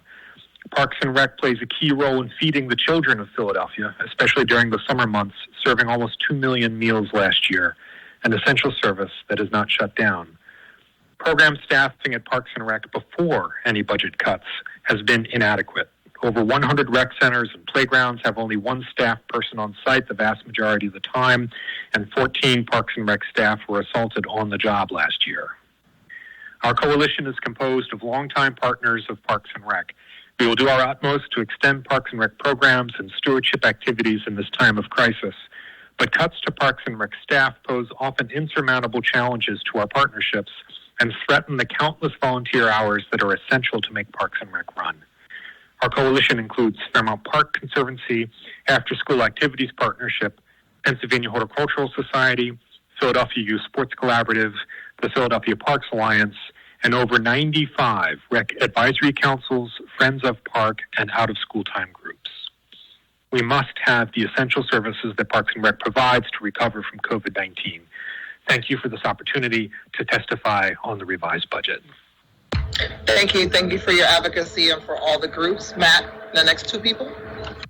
Stanley Shapiro, followed by Chris Sofa.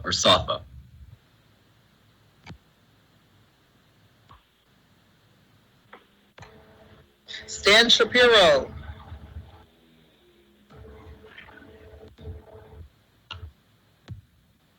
Hello, do you hear me now?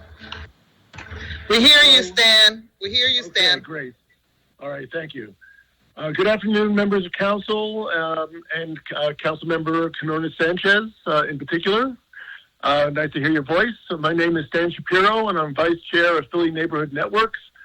Prior to co-founding PNN, I was Chief Staff Attorney for this body, City Council, and was on its legal staff in one capacity or another for 22 years.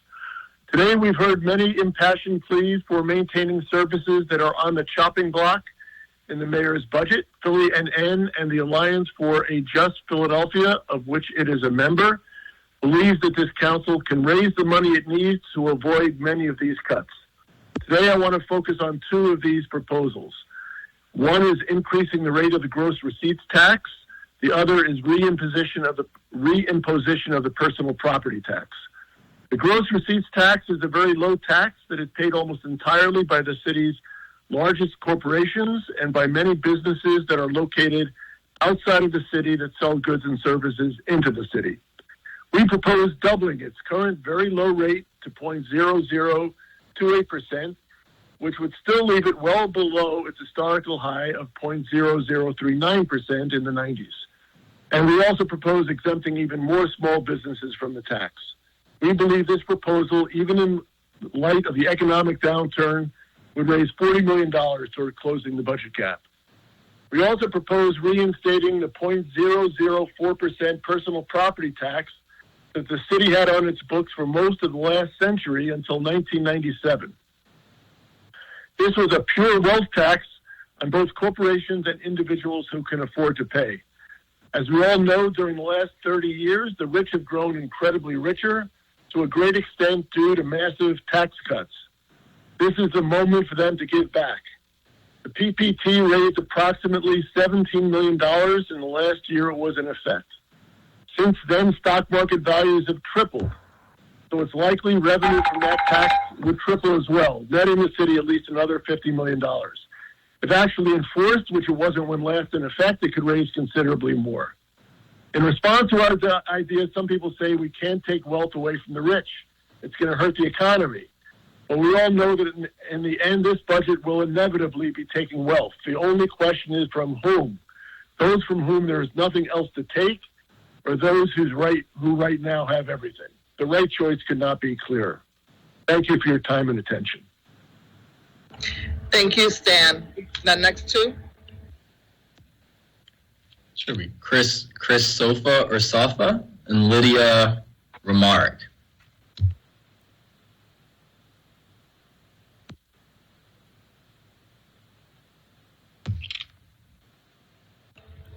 The next two. Angelita Ellison and Linda Stern. Unknown participant is now exiting. Hi, this is Angelita Ellison. Thank you. Proceed. I'm a volunteer with the Women's Community Revitalization Project. I live in Northeast Philly. I was shocked to hear the mayor's proposal to cut all of the general fund dollars from the Housing Trust Fund for fiscal year 2021. I understand that we are in a crisis right now because of COVID-19. Unknown participant is now exiting. Must be made. But why does he expect the most vulnerable of our population to make those sacrifices?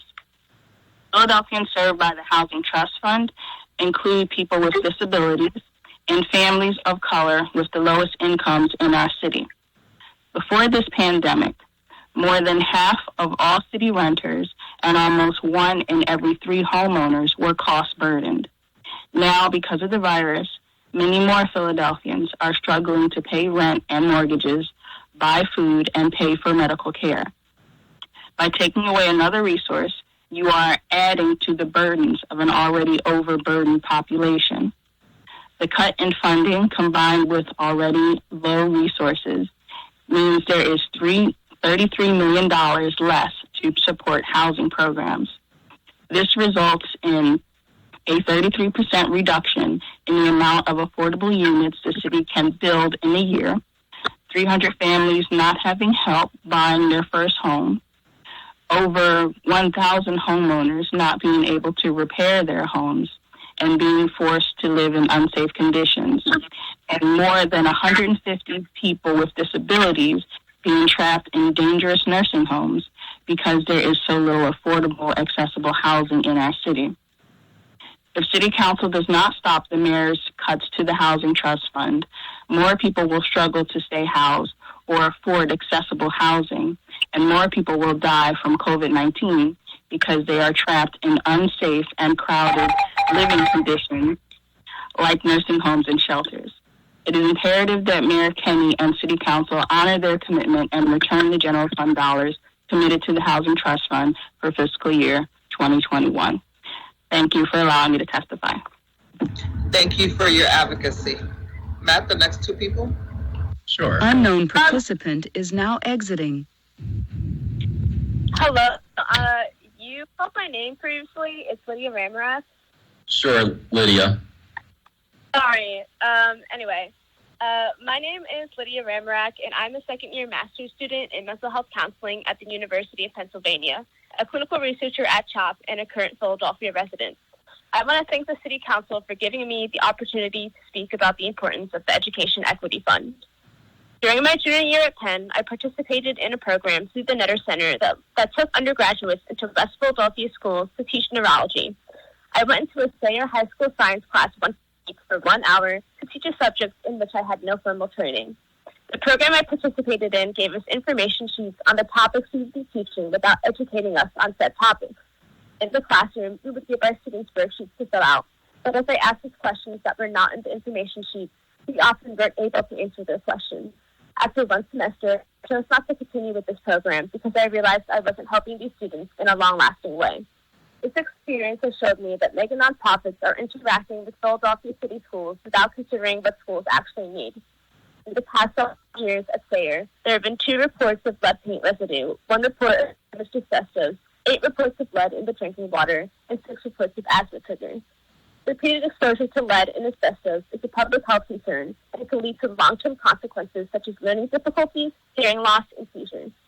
We need to prioritize the health of students, and that involves everyone, including wealthy mega nonprofits, to do their fair share and invest in the needs of Philadelphia schools.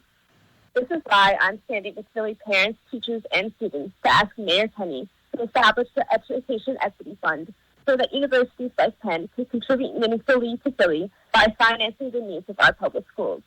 Universities using silence or services in lieu of taxes to attempt to contribute to the community in which it resides is a disservice because this ignores the immediate health problems that Philly schools are facing.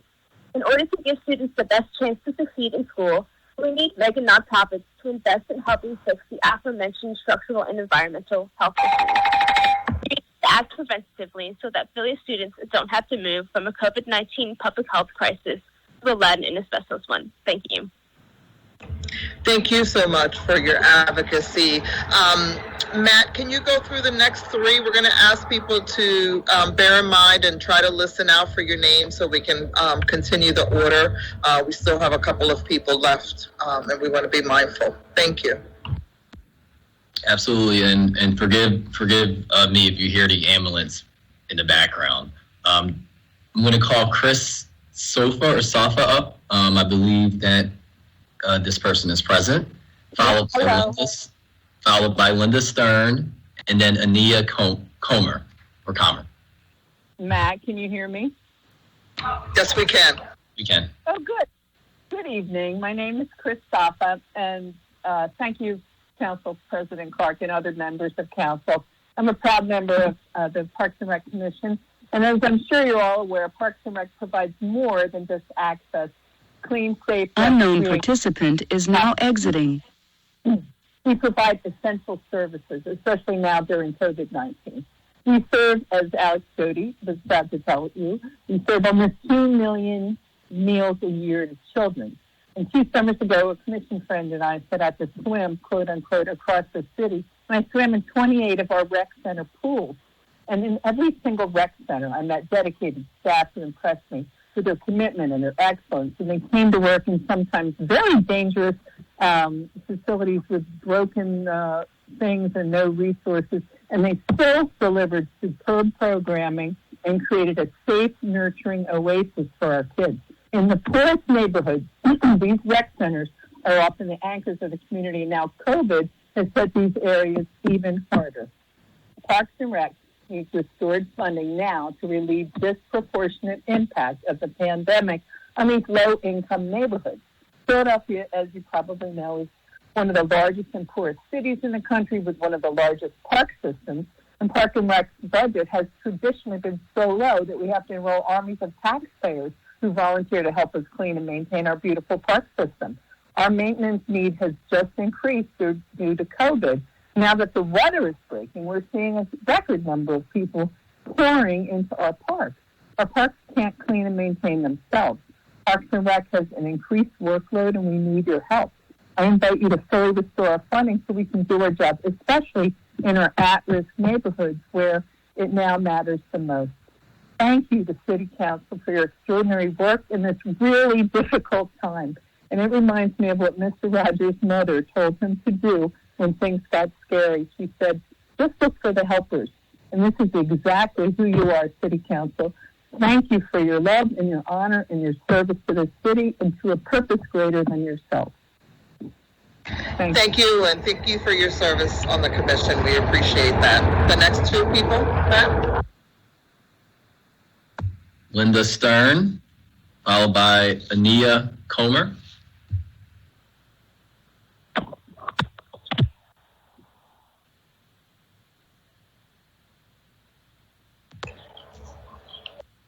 Can you hear me?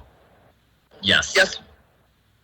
My name is Dr. Linda Stern. I am a member of Toxic Free Philly, and thank you for the opportunity to speak with you today in support of Philadelphia Parks and Recreation. We all intuitively know that being outdoors in nature is good for our health. It makes us feel good. Medical studies consistently show that being outside can lower blood pressure and reduce stress. Studies show that being in nature boosts our immune system. In the time of COVID-19 pandemic, where those with weakened immune systems and high blood pressure are particularly vulnerable to this disease, this is especially important. Philadelphia is blessed with one of the largest public park systems in the world. Toxic Free Philly supports our public parks, and we strongly oppose any budget cuts to them. It is important that our parks are adequately funded and absolutely safe. One component of such a safety program is the elimination of synthetic herbicides that have been used to remove unwanted weeds and vegetation. Their many serious side effects include cancer and weakening of the immune system. Therefore, going forward, we're asking that such use be stopped, and as the city reopens, we transition to effective non-toxic methodologies. The protocol is known as integrated pest management and could be used to accomplish the same goal of maintaining our beautiful public spaces. We congratulate our Department of Parks and Recreation for beginning the process by partnering with the national organization Non-Toxic Neighborhoods to launch 2 organic pilot projects, thanks to Council Member Cindy Bass. Given this time when we are living with the COVID-19 pandemic, we need to quickly expand from pilot projects to citywide implementation and increase funding.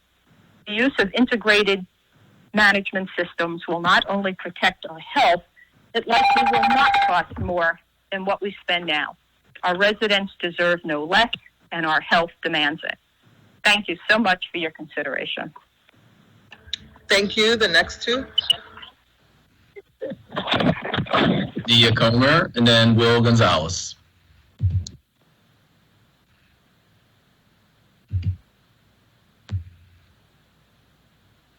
And Nia, if you're on the line, please press *6 to unmute your phone.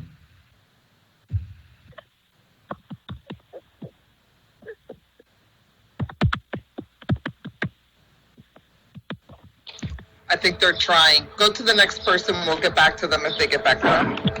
Sure. Will Gonzalez, are you on the line? Hello, this is Anaya Comer. You can proceed, Ms. Comer. Okay. Good afternoon, council members.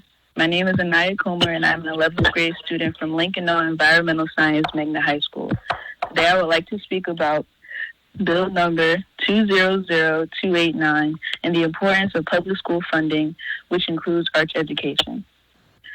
Why are the arts important to me? Imagine it's the first day back and you're an honor student. Unknown You're getting your participant is roster now for the new exiting. school year.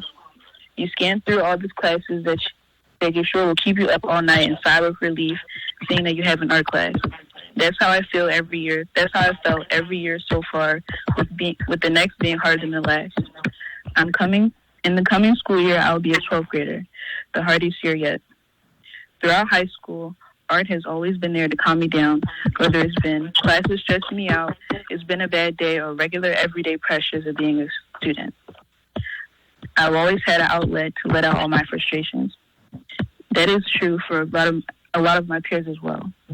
Art helps us be our best selves at school so we can stay focused on learning. So please, when discussing budget cuts, please protect our art schools programs. Thank you. Thank you so much for your testimony. We appreciate young people stepping forward and advocating. The next two folks. Buenas tardes. Good afternoon. My name is Will Gonzalez. I'm the Executive Director of SEBA. Thank you for giving us the opportunity to testify today on Bill 200287. It's important that Philadelphia ensures that its budget Unknown participant is now of the exiting. neighborhoods that face the worst risk of contracting COVID-19. Two recent studies show that Philadelphia's Latino neighborhoods face a disproportionate risk of contracting COVID-19. One is by the Economy League, and the other one is by the Federal Reserve Bank of Philadelphia. As the city adjusts its budget, it must not forget the old adage that a chain is only as strong as its weakest link. Philadelphia cannot afford to further ignore its most vulnerable communities during this crisis. Latinos were getting shortchanged on many fronts in the city budget prior to the health emergency. Proof of that is the Latino homeless paradox in Philadelphia. Latinos have difficulty accessing homeless services relative to their community's representation among the city's poor. As homelessness increases during this health emergency, are we going to ensure that there is equity in the delivery of homeless services? Please do not let the city hide from meeting this challenge because of this crisis. It is also in all of our interests that we maximize preservation and creation of affordable housing. SEBA supports investing a minimum of $20 million in general fund dollars into the Philadelphia Housing Trust Fund, preserving rental production to help leverage other federal dollars like low-income housing tax credits to fill in gaps in production of new affordable units, supporting rental preservation, maintaining down payment closing cost assistance like the First Home Buyer Program. SEBA is also very concerned about the increase in property taxes. You can't get blood out of a stone. It was difficult for low-income families to pay their rising property taxes before the pandemic. Now the city wants to move the goalposts again. We understand the need to seek more revenue and the state's uniformity clause. That said, the city needs to fortify its tax relief and tax foreclosures programs. We also want to make sure that all of the above applies to unauthorized immigrant homeowners. On another matter regarding unauthorized immigrants, we respectfully request that the city maintain its commitment to the Vera Institute of Justice, Safety, and Fairness for Everyone network. The city must keep its word in private-public partnerships. Finally, please provide maximum support for the Office of Immigrant Affairs. As this crazy crisis continues to churn, we need to make sure that all our neighbors, including people who are limited English proficient, are informed and empowered. Thank you. Thank you, and thank you for your advocacy. Matt, the next two, please. Unknown participant is now exiting. Okay, Michael Bradford Forbes and Aaron Hoops.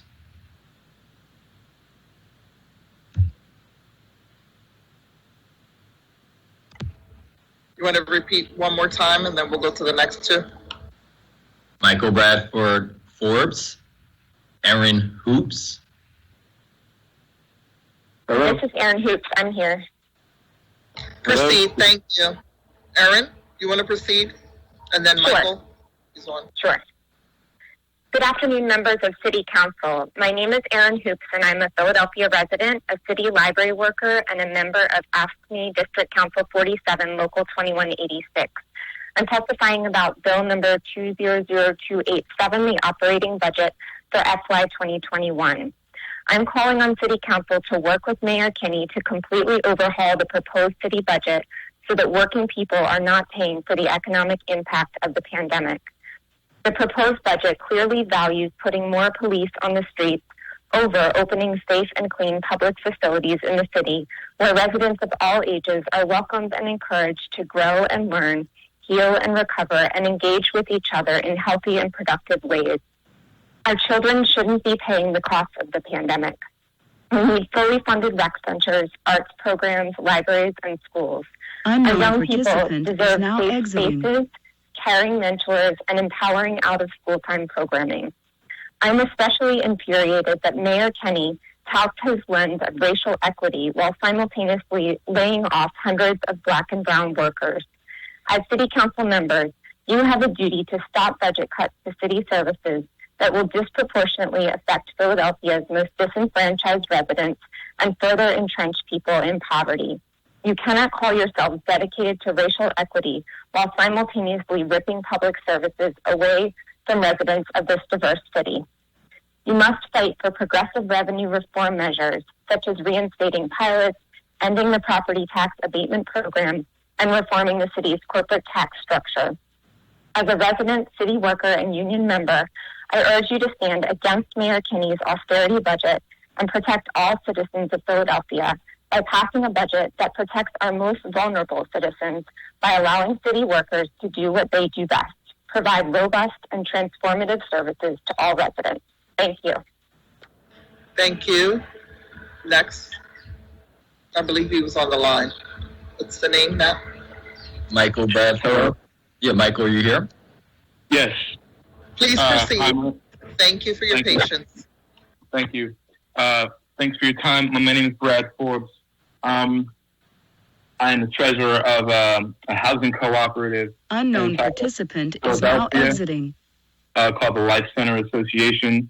We house about 50 people in 8 properties here. We're part of a larger movement within the city of Philadelphia, including the Philadelphia Coalition of Affordable Communities and the Philadelphia Area Cooperative Alliance, of which I am currently a co-vice president.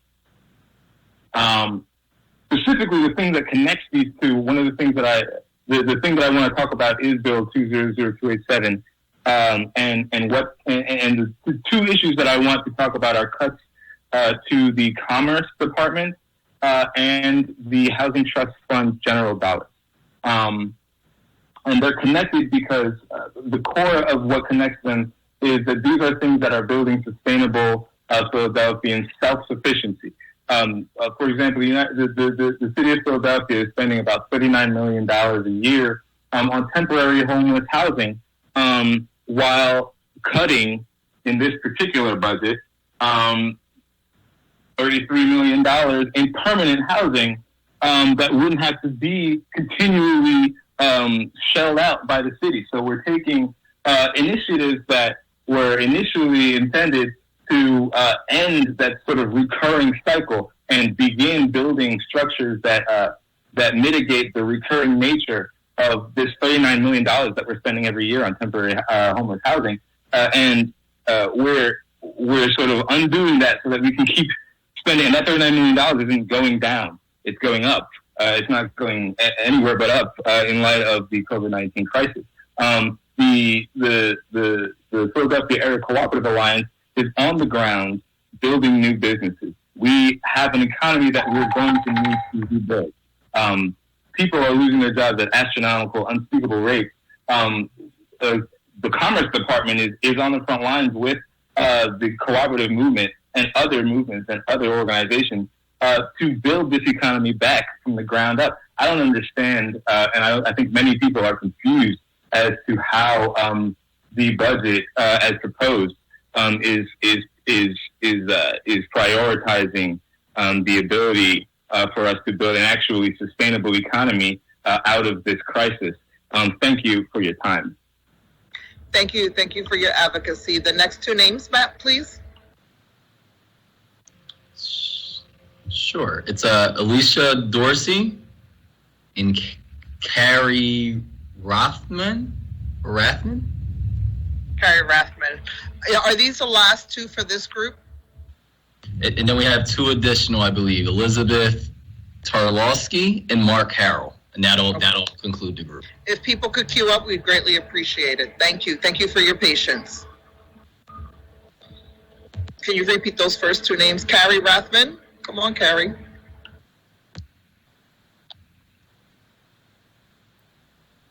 *6 to unmute.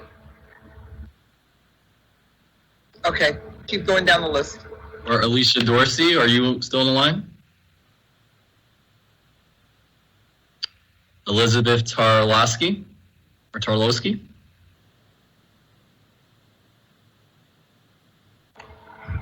Mark Carroll. Hi, this is Alicia Dorsey. Can you hear me?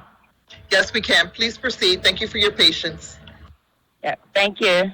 I'm Alicia Dorsey, family community advocate, adding my concerns for bill number 200-287. We are in changing times with this current pandemic. Our families and community stakeholders are vulnerable and in need of support through these changing times. Support services and resources that allow us to care for our needs and adjust to the changing times. I volunteer for our city, delivering food and census information. I'm hearing the concerns of those vulnerable because of the pandemic and before the pandemic. City workers would like to know why no one in City Council has been laid off. I would like to ask that City Council at large be laid off. We'll also like to ask for our city to employ people to make PPE. Vulnerable members of our society also need court support. Please fund the Defenders Association and stop feeding the fear of crime to collaborate the need for more policing. Mental health support is needed for all of us. Please budget for support services that help us through these changing times. Thank you for your time. Thank you. Next names.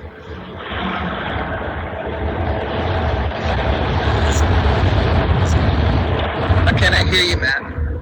Sorry, apologies. Elizabeth Tarlowski. Mark Harrell. Unknown participant is now exiting. And Carrie Rath. Matt, those are all in the next group. They're all in the next group? Yes. So the three numbers that are on the line, are we done this group? Yes. Okay. So Councilmember Sanchez, we are done this group, and I believe we need another brief break to bring the next group on. Okay, so we'll take a 5-minute break for the calls to be made, and we will re-adjourn at about 5:58.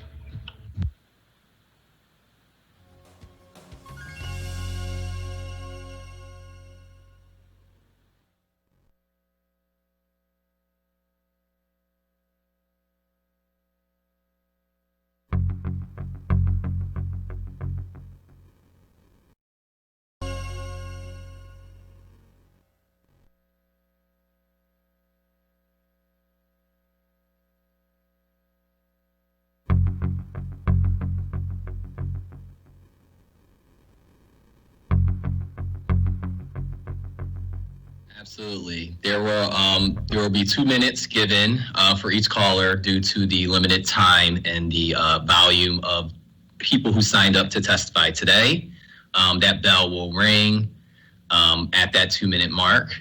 And for each of the callers, we expect you to remain on mute until your name is called. When your name is called, make sure to unmute yourself. And just as a reminder, you have to press *6 to unmute yourself from the phone.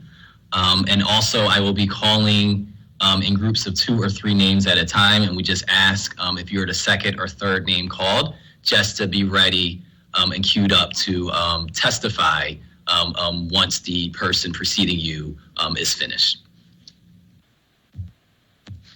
Councilmember Sanchez, would you like me to, are we live, by the way? Yes, we are live now. Okay, thank you. Councilmember Sanchez, would you like me to call the first 3 names? Please proceed. Thank you. We'll have Elizabeth Tarlowski, Mark Harrell, and Amy Hunter. *6 to unmute yourself. Repeat the names again.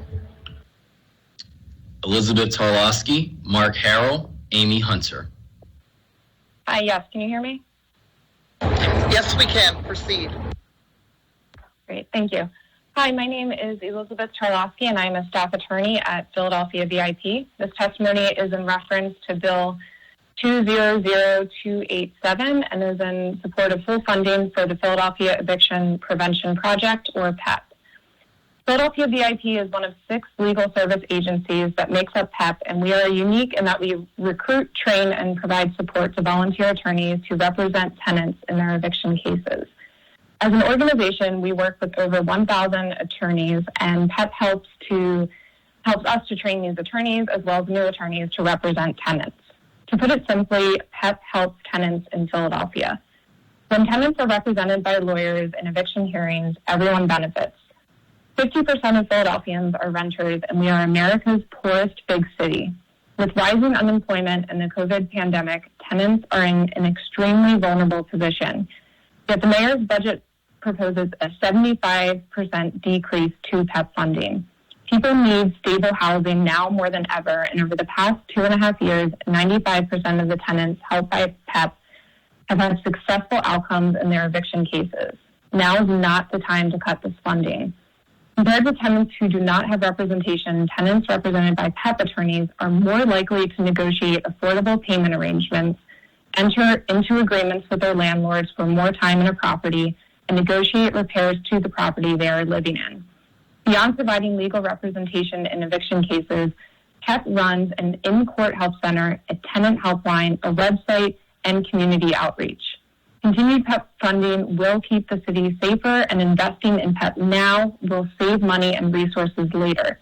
If tenants cannot access legal representation and there are mass evictions, the city will see increased homelessness, health harms, and displacement to our city's most vulnerable residents. As a member of a PEP organization, I am asking that council members recognize not only the importance of continued PEP funding to the city, but also the negative effects a funding cut would have on Philadelphia tenants. Thank you for your time and the opportunity to speak today. Thank you for your partnership. The next 2 people. Mark Harrell and Amy Hunter.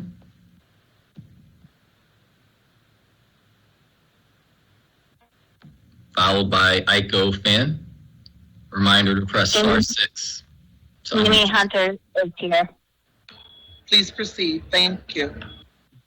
Hi, my name is Amy Hunter, and I'm here with my son Cole Hunter in regards to Bill 200289 and school budget funding. In art class, I learned about famous artists, their technique, and how to create art like their art. For example, I have learned how to draw illusions, create sculptures, and to draw self-portraits. Art is valuable because it gives me a way to express my feelings. Art also teaches me to see the world in a different way. This helps me in the classroom because there are many ways to think about a problem. If art was not an option at Nettinger, I would have never found my passion.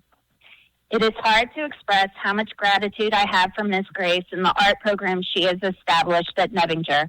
The artwork she was doing with students was one of the main factors we chose Nebinger 5 years ago for our son.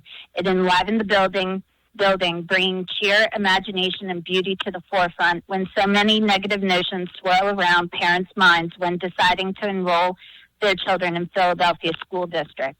Art has helped transform so many students' lives. As for my son, he loves nothing more than the creative thinking process of what he will do, which Miss Grace taught him.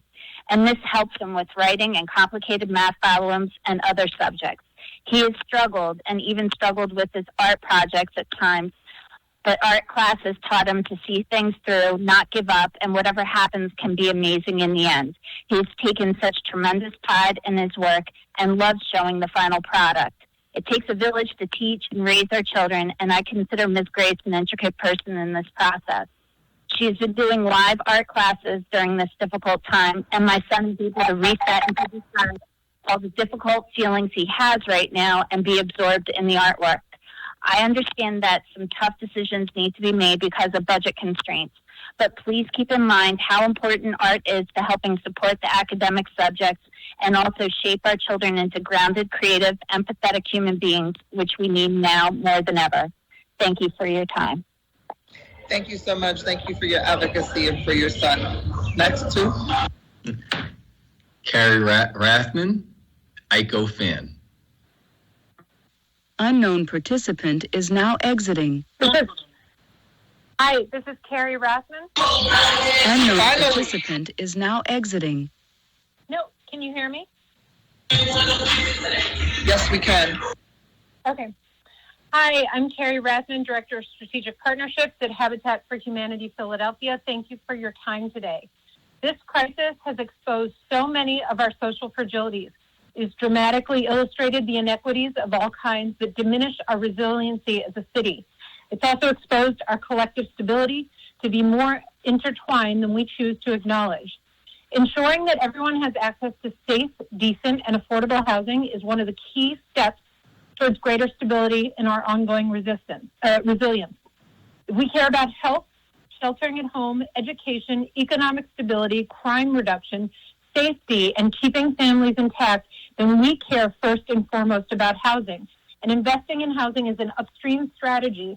Ultimately, it saves the city and taxpayers more dollars from more expensive social and human service interventions down the line. At Habitat, we do repairs and we build and sell homes to first-time low-income homeowners. I'm not going to talk about our programs here today, but at this time when staying safe means staying at home, we were disheartened to hear that the mayor's proposed cut to the general fund dollars going to the Housing Trust Fund for fiscal year 21. Now is not the time to cut. Now is the time to invest more in the Housing Trust Fund. We need more resources for the fund, as building and preserving affordable, accessible housing will be critical to the city's recovery from this pandemic. Cuts to the Housing Trust Fund mean fewer affordable home preservation and repair activities that address critical health and safety concerns, and more residents living in conditions that lead to injury and illness, and in this case, possibly death. It means less families can ever access affordable homes, rental or owned. It means the city's fragile homeowners will be more vulnerable to losing their only financial asset. And ultimately, it means these cuts will require more investment down the road, and housing instability leads to other problems. So thank you. We hope that you will continue to invest in Housing Trust Fund. Thank you, and thank you for your partnership and all your advocacy. The next two. ICO fan, followed by Catherine Scott.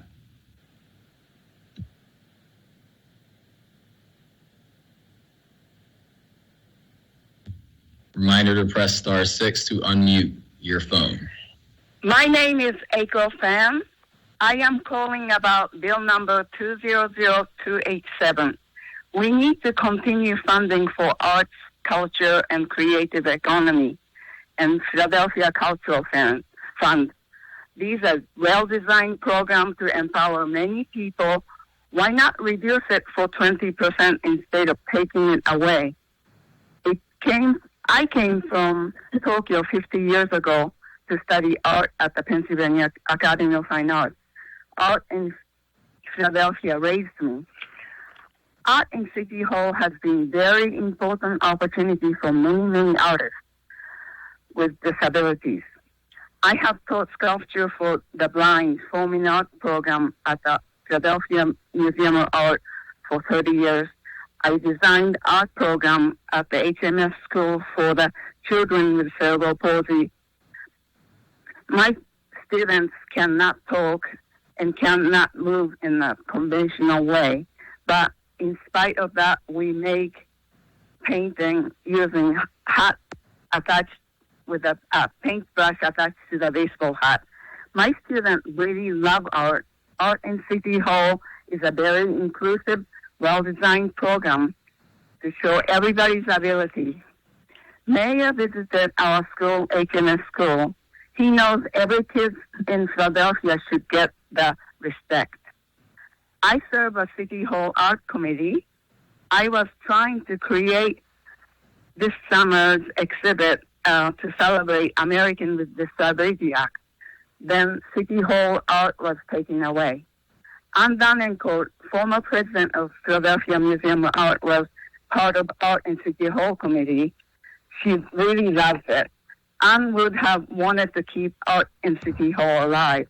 Art in City Hall had presented 109 exhibits in City Hall last year.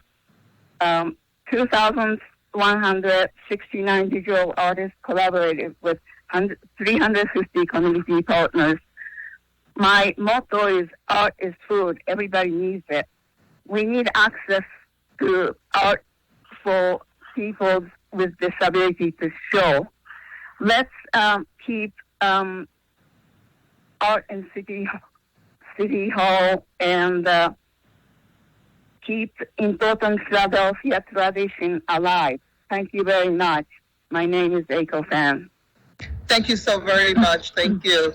The next two, we have to keep everyone to 2 minutes. We're going to ask folks to please honor the clock. Thank you very much. Matt, the next two. Catherine Scott, followed by Nicole Eggerts. My name is Unknown Catherine participant Scott, is now exiting. President of AFSCME District Council 47. Thank you for the opportunity to present testimony today concerning Bill 200287.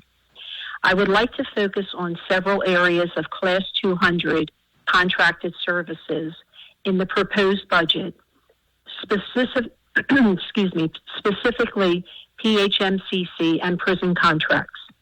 While the city is laying off employees and not filling necessary positions, PMHCC is hiring as though there is no budget deficit. PHMCC should not have an umbrella contract to which the city can add services without city council oversight. The same is true of contracted services at the Philadelphia prisons, where city employees can provide some of the contracted services. Since the medical and psychiatric services are on a capitated rate, with significant reductions in the inmate population, there should be a commensurate reduction in these contracts.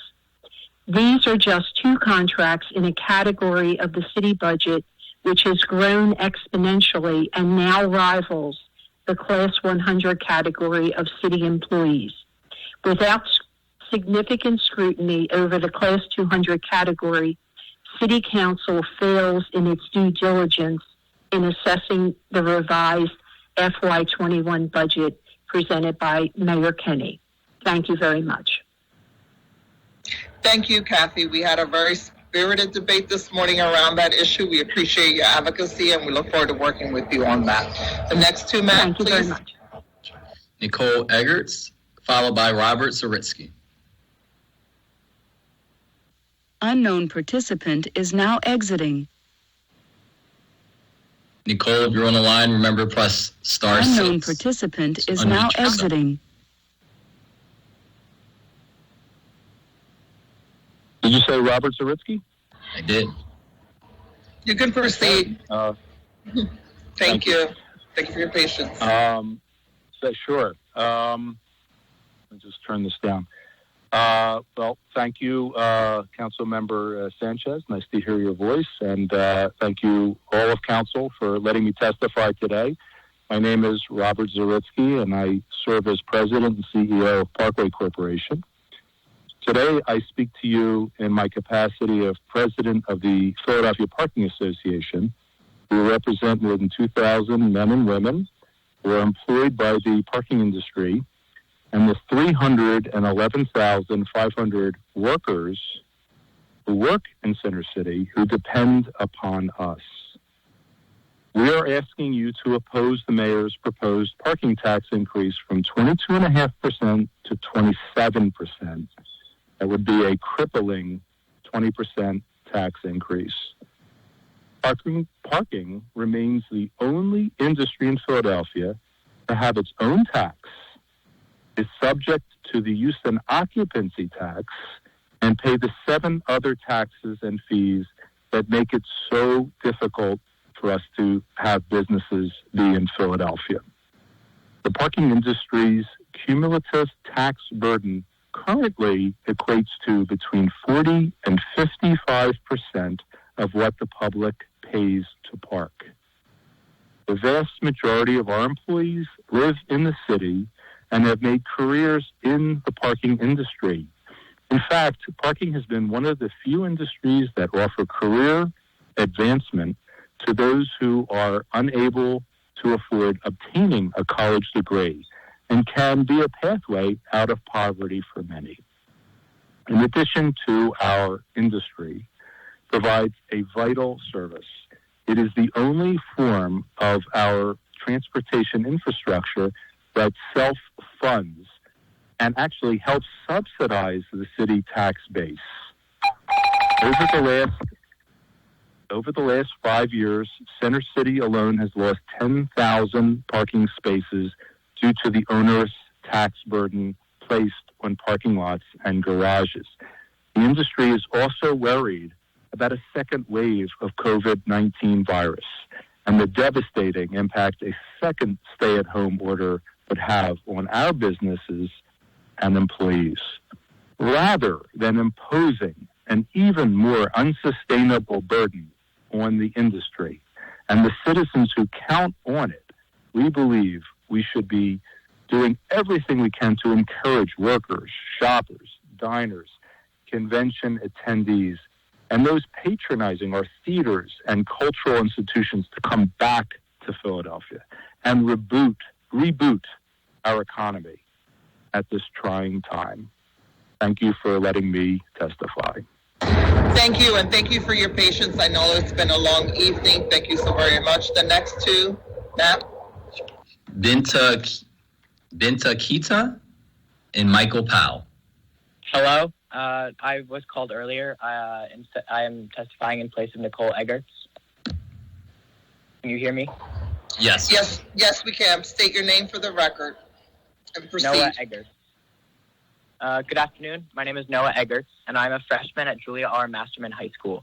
I'm speaking today in reference to Bill number 200289 and the need for school funding, which includes arts education. I read the council president's letter to the school board in regards to blocking the mayor's proposed school funding, and I am brokenhearted. I've been lucky enough to grow up surrounded by creativity. Music, theater, and film have always played a large role in my life. Because of this, I came to Masterman hooked on the arts, but programs at school were key in fueling that fire. From choir to the school musical to cello and bass instrumental lessons, Masterman has provided opportunity after opportunity to immerse myself in music, art, and performance. These programs have given me opportunities and achievements in my school and personal life. They continue to nurture my skills, my interests, and my purpose. The creative arts aren't just lessons and talents, they're tools. The ways that we see paintings and sculptures, the ways that we make music, these are things that have the power to shape the lives of young students. We go to school for knowledge and we go to school for skill. The arts provide both of those, and that's why arts education is at the core of student achievement and engagement. It allows students to connect to each other and unwind. I've been lucky enough to grow up surrounded by creativity, but not everyone has that opportunity. Arts programming at school introduces students to themselves, their passions, and future careers. School is where we grow, where we find friends, well-being, and purpose. That isn't possible without the arts funding we need. That's why we ask you to hold arts education funding safe from any potential budget cuts. Thank you. Thank you so much for your advocacy. The next two. So we have. This is Michael. Go ahead, Mike. Powell. Thank you for allowing me to speak. My name is Michael Powell. I've worked with Parkway Corporation for 38 years. I started my career 38 years ago and worked my way up to becoming a district manager. I started as a parking lot attendant. This career has enabled me to provide for my family and pay taxes throughout these years. Our customers will be significantly impacted by this increased tax. Those that come for work and those that come to play. Some of our employees, 90% of whom live in the city, are already struggling with reduced hours and layoff. This proposed tax increase will cut into our customer base and will lead to reduced hours for employees. Thank you very much for your time. Thank you for your testimony. The next two, Matt. Sure. Is Binta Kaita or Binta Kita? Tanara Callern? Unknown participant is now exiting. Calum? Tanara Calum?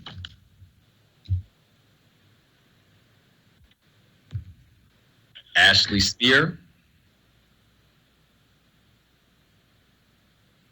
Remember to press *6 to unmute yourselves. Hi, thank you, council members, for having me today. My name is Ashley Spear Levine. I serve as the Chief Operating Officer for Easy Park. I've worked for Easy Park for over 13 years, and I've lived in the city of Philadelphia for most of my life and currently raising my family here. Easy Park currently manages over 14 parking lots and garages throughout the city of Philadelphia. I'm calling today to make you aware of the impact a potential parking tax increase could cause and have on our bottom line and our ability to continue to operate and employ people. Since this crisis, revenues have been down 87%. We've had to furlough 80% of our staff because revenue has not been coming in and people are not parking. An increase in the parking tax to 27% and the nearly 40 to 50% tax burden we currently pay, with all the taxes in total, we would be unable to continue operations or provide parking for people who undoubtedly utilize parking as a safe alternative to methods of transportation. Even if the city decides to raise our taxes, due to the lack of customers, there won't be anything left to give. It's important, and it's very hard to tax an empty parking lot. We hope the city will identify better, more creative ways to fill the budget deficit that we are facing. Thank you for your time and opportunity to speak today. Thank you for your patience, and thank you for your time. The next two, Matt. Todd Unknown participant is now exiting. Charles Newkirk. Hello, can you guys hear me? Yes. Yes, we can. Please state your name for the record. My name is Binta Kita. Please proceed. Thank you. I'm a lifelong resident of East Oak Lane, a member of One Pennsylvania, and a longtime retail and fast food worker. I worked at Burger King, Wawa, and Target, and I'm testifying about the need to restore the $350,000 cut from the Mayor's Office of Labor in the most recent budget proposal. Yesterday, I was interviewed in the Inquirer about the need to pass Question 1 to create an independent Department of Labor. But as important as it is to make the office independent, it's even more Unknown important participant to make sure is now it's funded exiting. properly. I know firsthand the need for strong enforcement of labor laws in Philadelphia.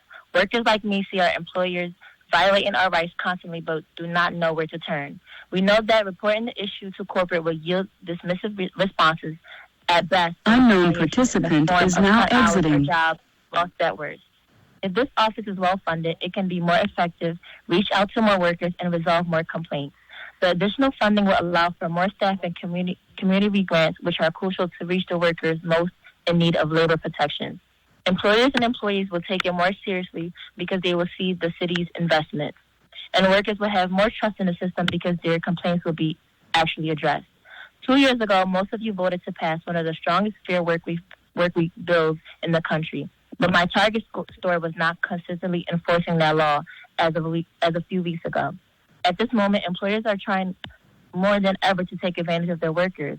If you want workers to feel the effects of the important protections this council has passed, please restore the $350,000 to Mayor's Office of Labor budget. Thank you. Thank you. Thank you for your advocacy and your partnership. Matt, next two. Tim Joshua here. Please Please proceed. Thank you for your patience. Unknown participant is now exiting. Yes, I'm here to speak on Bill 200288. My name is Todd Gottschall, and I've worked for Easy Park for 8 years. I was born and raised here. I live in Philadelphia, PA. With no customers, where are the revenues coming from? You can't tax an empty parking lot. You would think we would be able to provide relief at this time to get more people to come into the city. I started as an attendant, then worked to manager, and now general manager. These types of life-changing opportunities are being limited with each increase. A large portion of our employees are immigrants. They were not born here, but came here to raise a family and better themselves. A large portion of them will support their immediate family here and extended family back home. The increase will force automation and the reduction of payroll. This will hurt immigrant communities near and far. Thank you for your time. Thank you. Matt, the next two. Charles Newkirk. Unknown participant is now exiting. Shayna Kessler.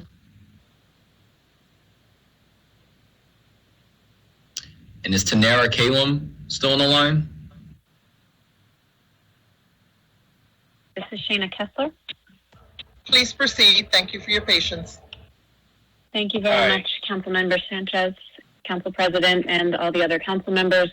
Thank you very much for your time. I'm Shayna Kessler with the Vera Institute of Justice. My testimony today is regarding Bills 200287 and 200307 to ask you to safeguard the Pennsylvania Immigrant Family Unity Project, or PIFUP, by restoring $200,000 to the city's budget. In 2017, the Vera Institute established the SAFE Network, which provides strategic support and a catalyst grant to jurisdictions that invest public funding to build deportation defense programs. We know that these programs promote family unity, due process, and stability for immigrants targeted by the federal government's anti-immigrant attacks. As my written testimony explains, in light of the disastrous impacts of COVID-19 for people in detention centers, this work has never been more urgent.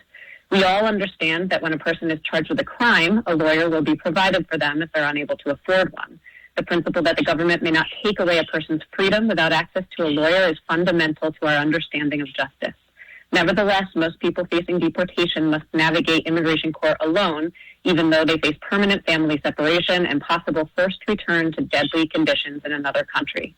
But thanks to this city's leadership, there is hope for immigrants in Philadelphia who are still being targeted by the federal immigration authorities even today.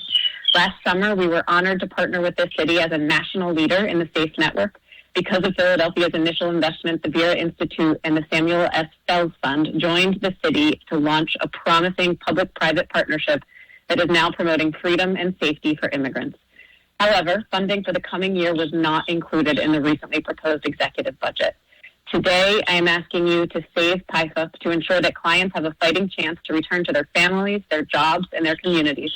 Philadelphia's investment of $200,000 in fiscal year 21 will unlock an additional $100,000 from the Fells Fund, promote stability for immigrant Philadelphians, and send a strong message that their city stands with immigrants, especially when it matters most. Thank you very much for your time. Thank you, and thank you for your work and your advocacy.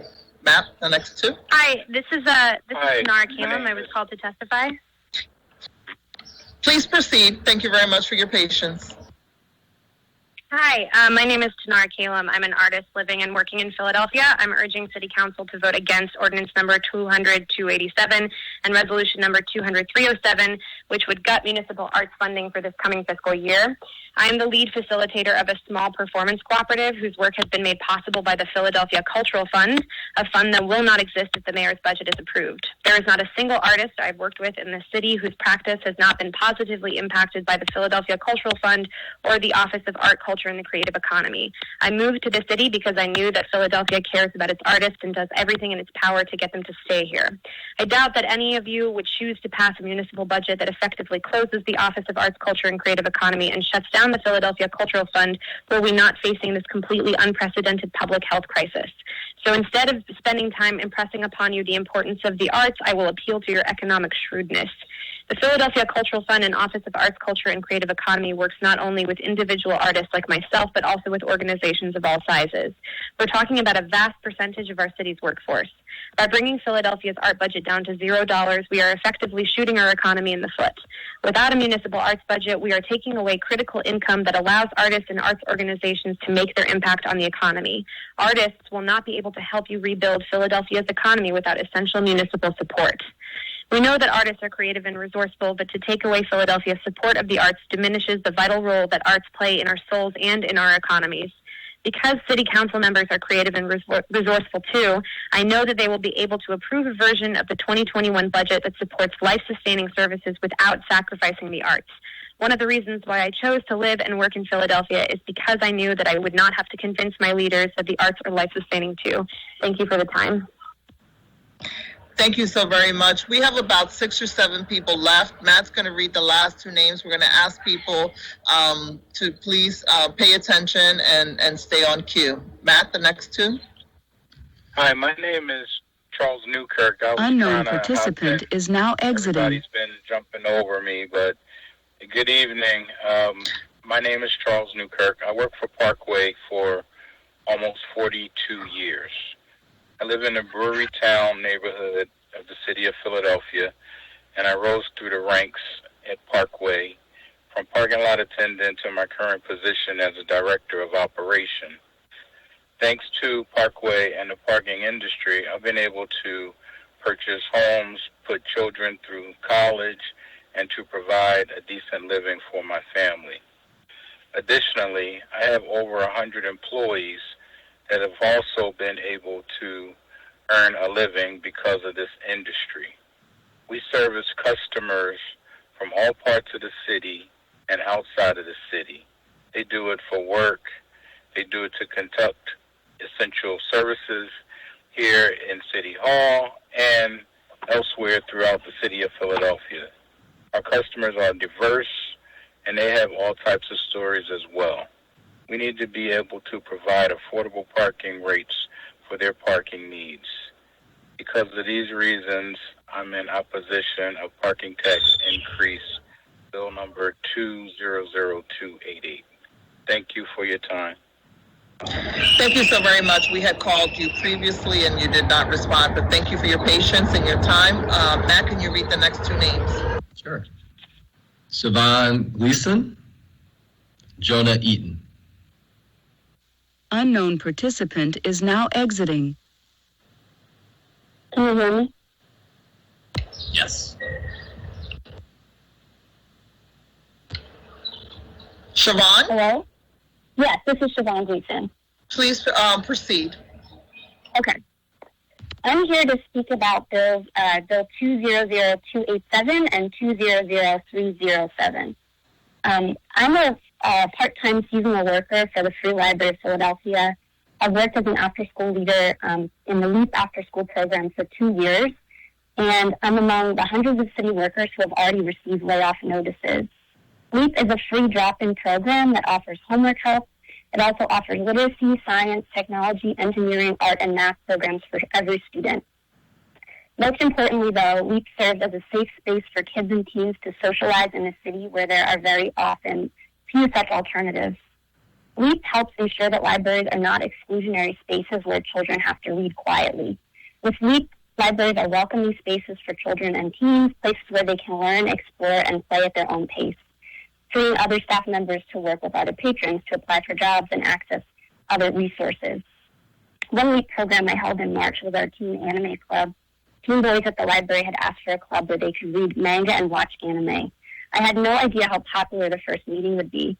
15 teens showed up, and they vowed to bring their friends to the next meeting. Right away, they were already discussing plans for the club. The COVID-19 shutdown had put the meetings on pause, but ASL layoffs will prematurely end it for good. In addition to serving as a community hub, LEAP also serves as job training for many teens. We supervise and train them to work as team leadership assistants, and they can start working as early as age 14. Often this is their first job. ASLs like myself help TLAs with leading programs, writing resumes, keeping track of reference questions, and many other responsibilities. Many TOAs have told me that they want to work as teachers, librarians, and other city workers after college. For a city struggling with unemployment, eliminating this problem eliminates a valuable path to the working world. LEAP is just one program that will be lost if the budget cuts in the new 2021 budget are adopted. Philadelphia cannot afford to remove programs, and Philadelphia children and teens should not be made to bear the burden of these budget cuts. Thank you. Thank you so much for your advocacy. Can you proceed with the next couple of names? Sure. Jonah Eaton, Muriel McCarthy.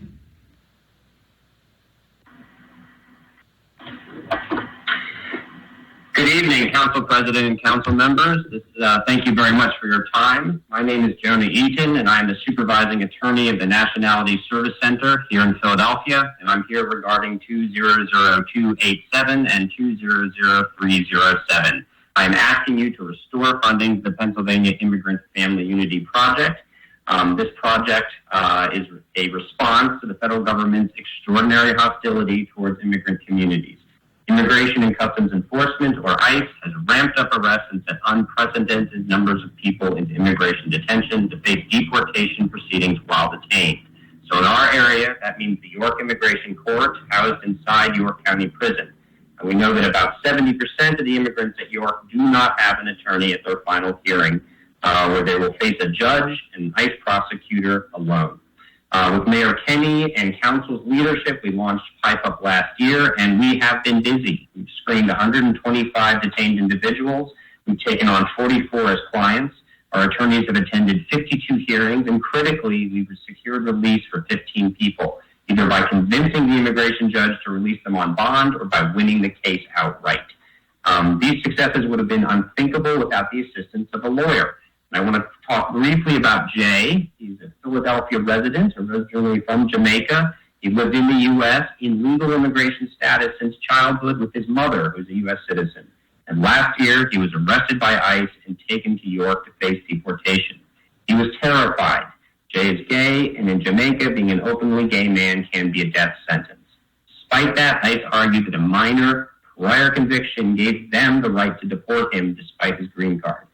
Once Pipe Up intervened in the case, our attorneys found out that the government was just wrong. Jay was not deportable. The government had no right to remove him. The immigration judge agreed and threw the case out. Jay is released to his family and is now at home in Philadelphia on track to become a U.S. citizen. So this case turned on specialized knowledge of immigration law that non-experts can't be expected to know. Jay wouldn't have been able to show that the government was wrong in trying to deport him without counsel, and this just highlights the fundamental unfairness of having to confront deportation without somebody in your corner. So for these reasons, we ask that we be able to continue this work and the council restores funding in FY21. Thank you so much for your time tonight. Thank you. Next. Muriel McCarthy and Rich Garrell. Rich Garella. Unknown participant is now exiting. Rich Garella. Hi, this is Rich Garella. Good evening, Councilwoman Sanchez. How are you?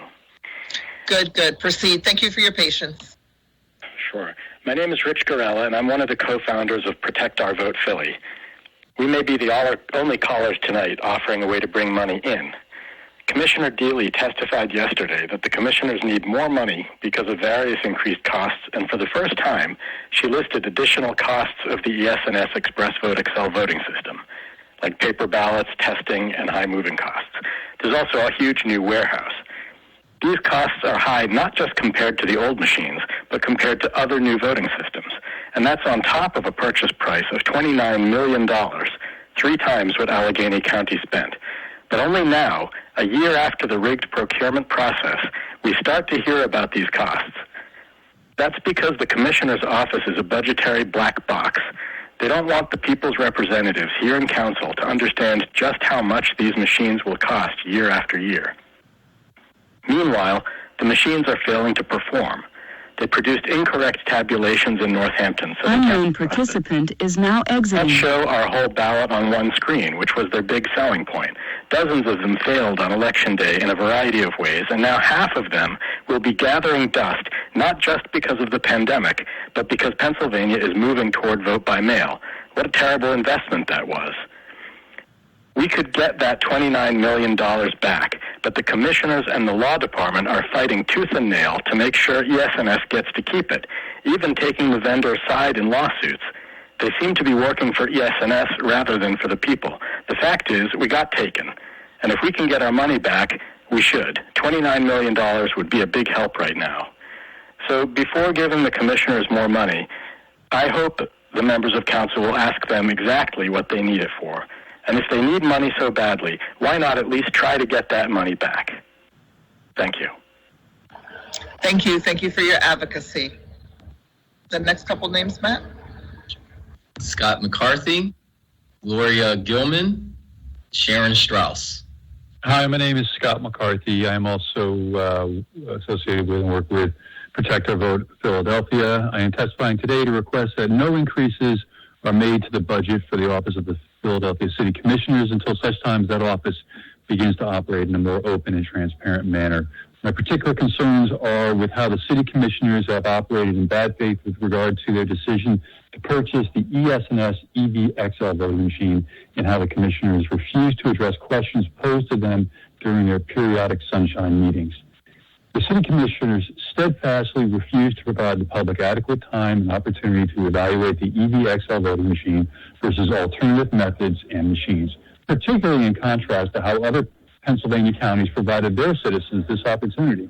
What is most troubling is that the city commissioners had an option to choose hand-marked paper ballots, which meet all the most up-to-date election safety protocols, and that would have saved the city over $20 million versus purchasing the EVXL. Why should we support additional funding for this office when it demonstrates such a blatant disregard for the city's finances? Ironically, in order to address public safety concerns related to the current pandemic, the commissioners are now embracing the use of hand-marked paper ballots as the alternative to in-person voting at polling stations that are using the EVXL. Lastly, I have attended and offered public comment during numerous city commissioner sunshine meetings. In every instance, the commissioners refuse to answer questions that are posed to them or otherwise engage in any form of dialogue. Such disregard for civic engagement is a slap in the face to taxpayers and demonstrates that these commissioners have not earned the public trust that is inherently built into any decision to provide that office with increased funding. Thank you. Thank you. Next. Gloria Gilman and Sharon Strauss. Is that our final two testifiers? Yes, those are the last two testifiers on the list. I also have Muriel McCarthy, if Muriel's still on the line. Anyone who is left on the line to testify, please proceed with your testimony. Thank you for your patience. Muriel, Gloria.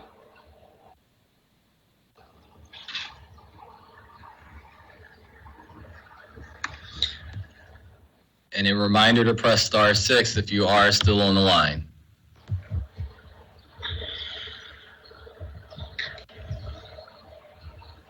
Going once, going twice. Let me thank our council colleagues who have hung in there, and the staff and the entire team for pulling this together. Hello? Yes? This is Gloria Gilman. May I speak? Yes, absolutely, Gloria. We're waiting for you. Proceed. Thank you. Thank you for your patience. That's fine. Go ahead. Good afternoon, Councilwoman Sanchez and the rest of council. My name is Gloria Gilman. I'm testifying about bills 200, 287, and 200, 307. I'm the first chair of the Democratic Party 2nd Ward, chair of Philadelphia Neighborhood Networks, and a member of Protect Our Vote Philly. City Commissioner Deely testified yesterday that the mayor's budget proposal might bankrupt her office by the November 2020 general election. This cannot be true as the fiscal year begins in July, and no reasonable explanation has been offered as to what necessary expenses between July 1st and the beginning of November would deplete the entire year's budget. Please explore in detail the actual necessary expenses for the Commissioner's office to do its job.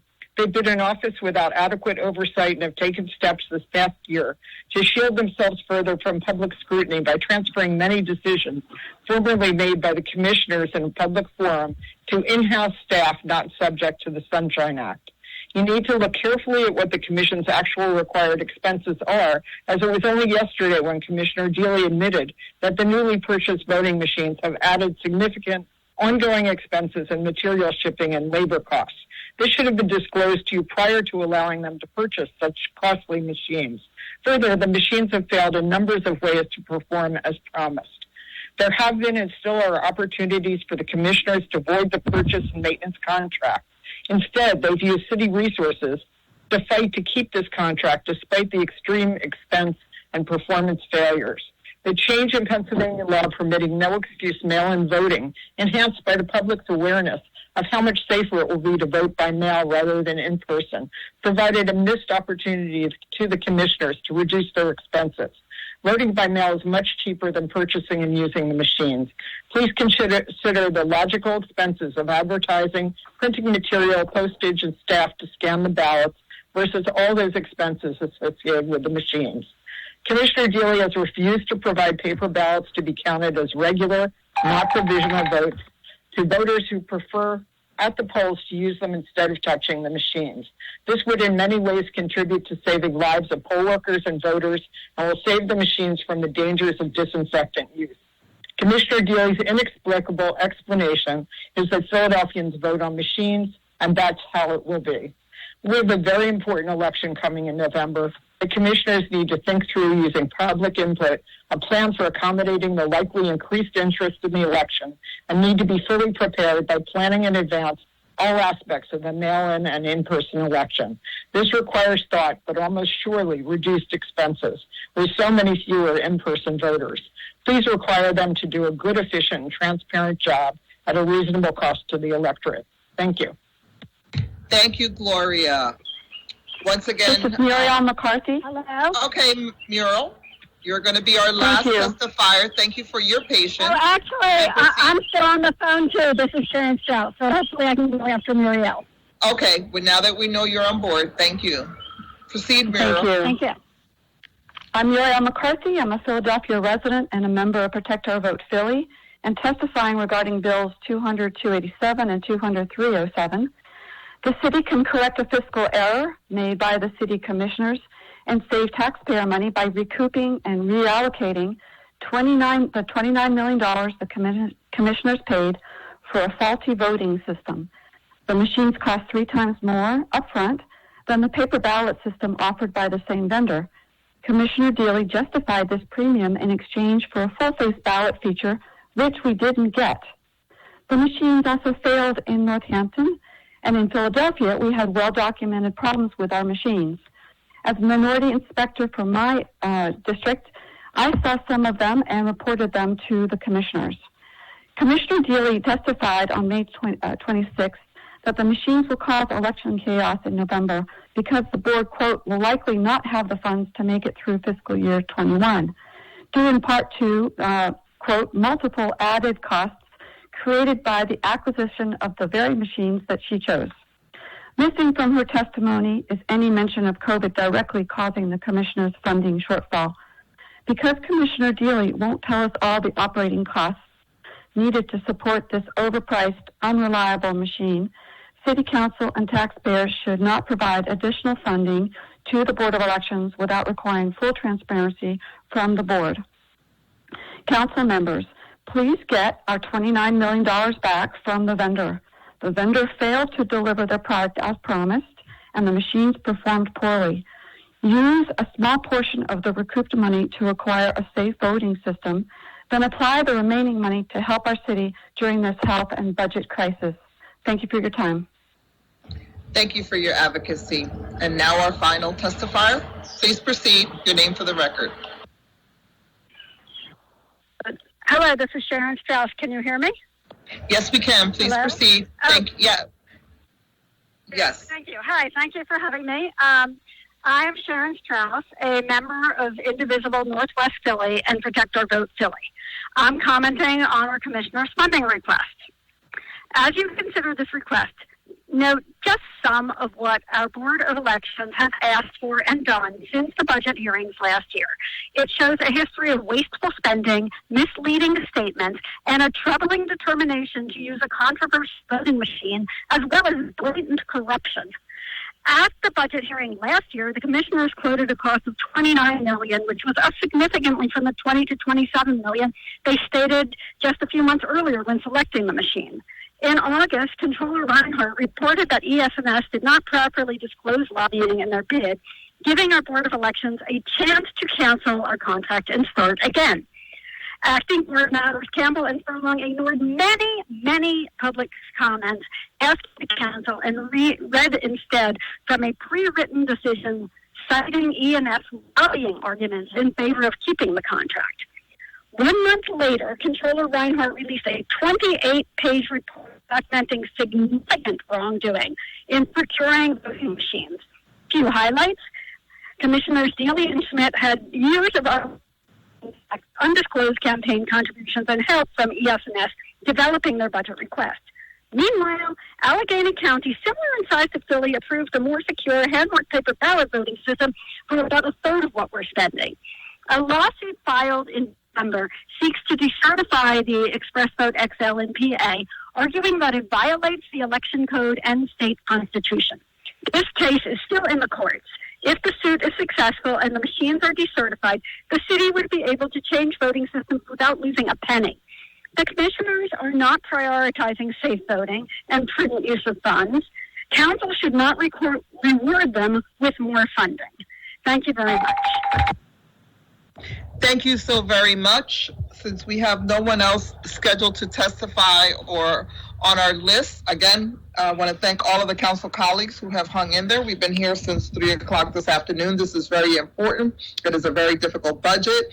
And seeing no one else left to testify, the committee will stand in recess until Monday, June 1st, 2020 at 9:30, at which time we will reconvene on Microsoft Teams. Thank you, everyone, very much. Thank you to the staff and the team for hanging in there. Thank you. Thank you.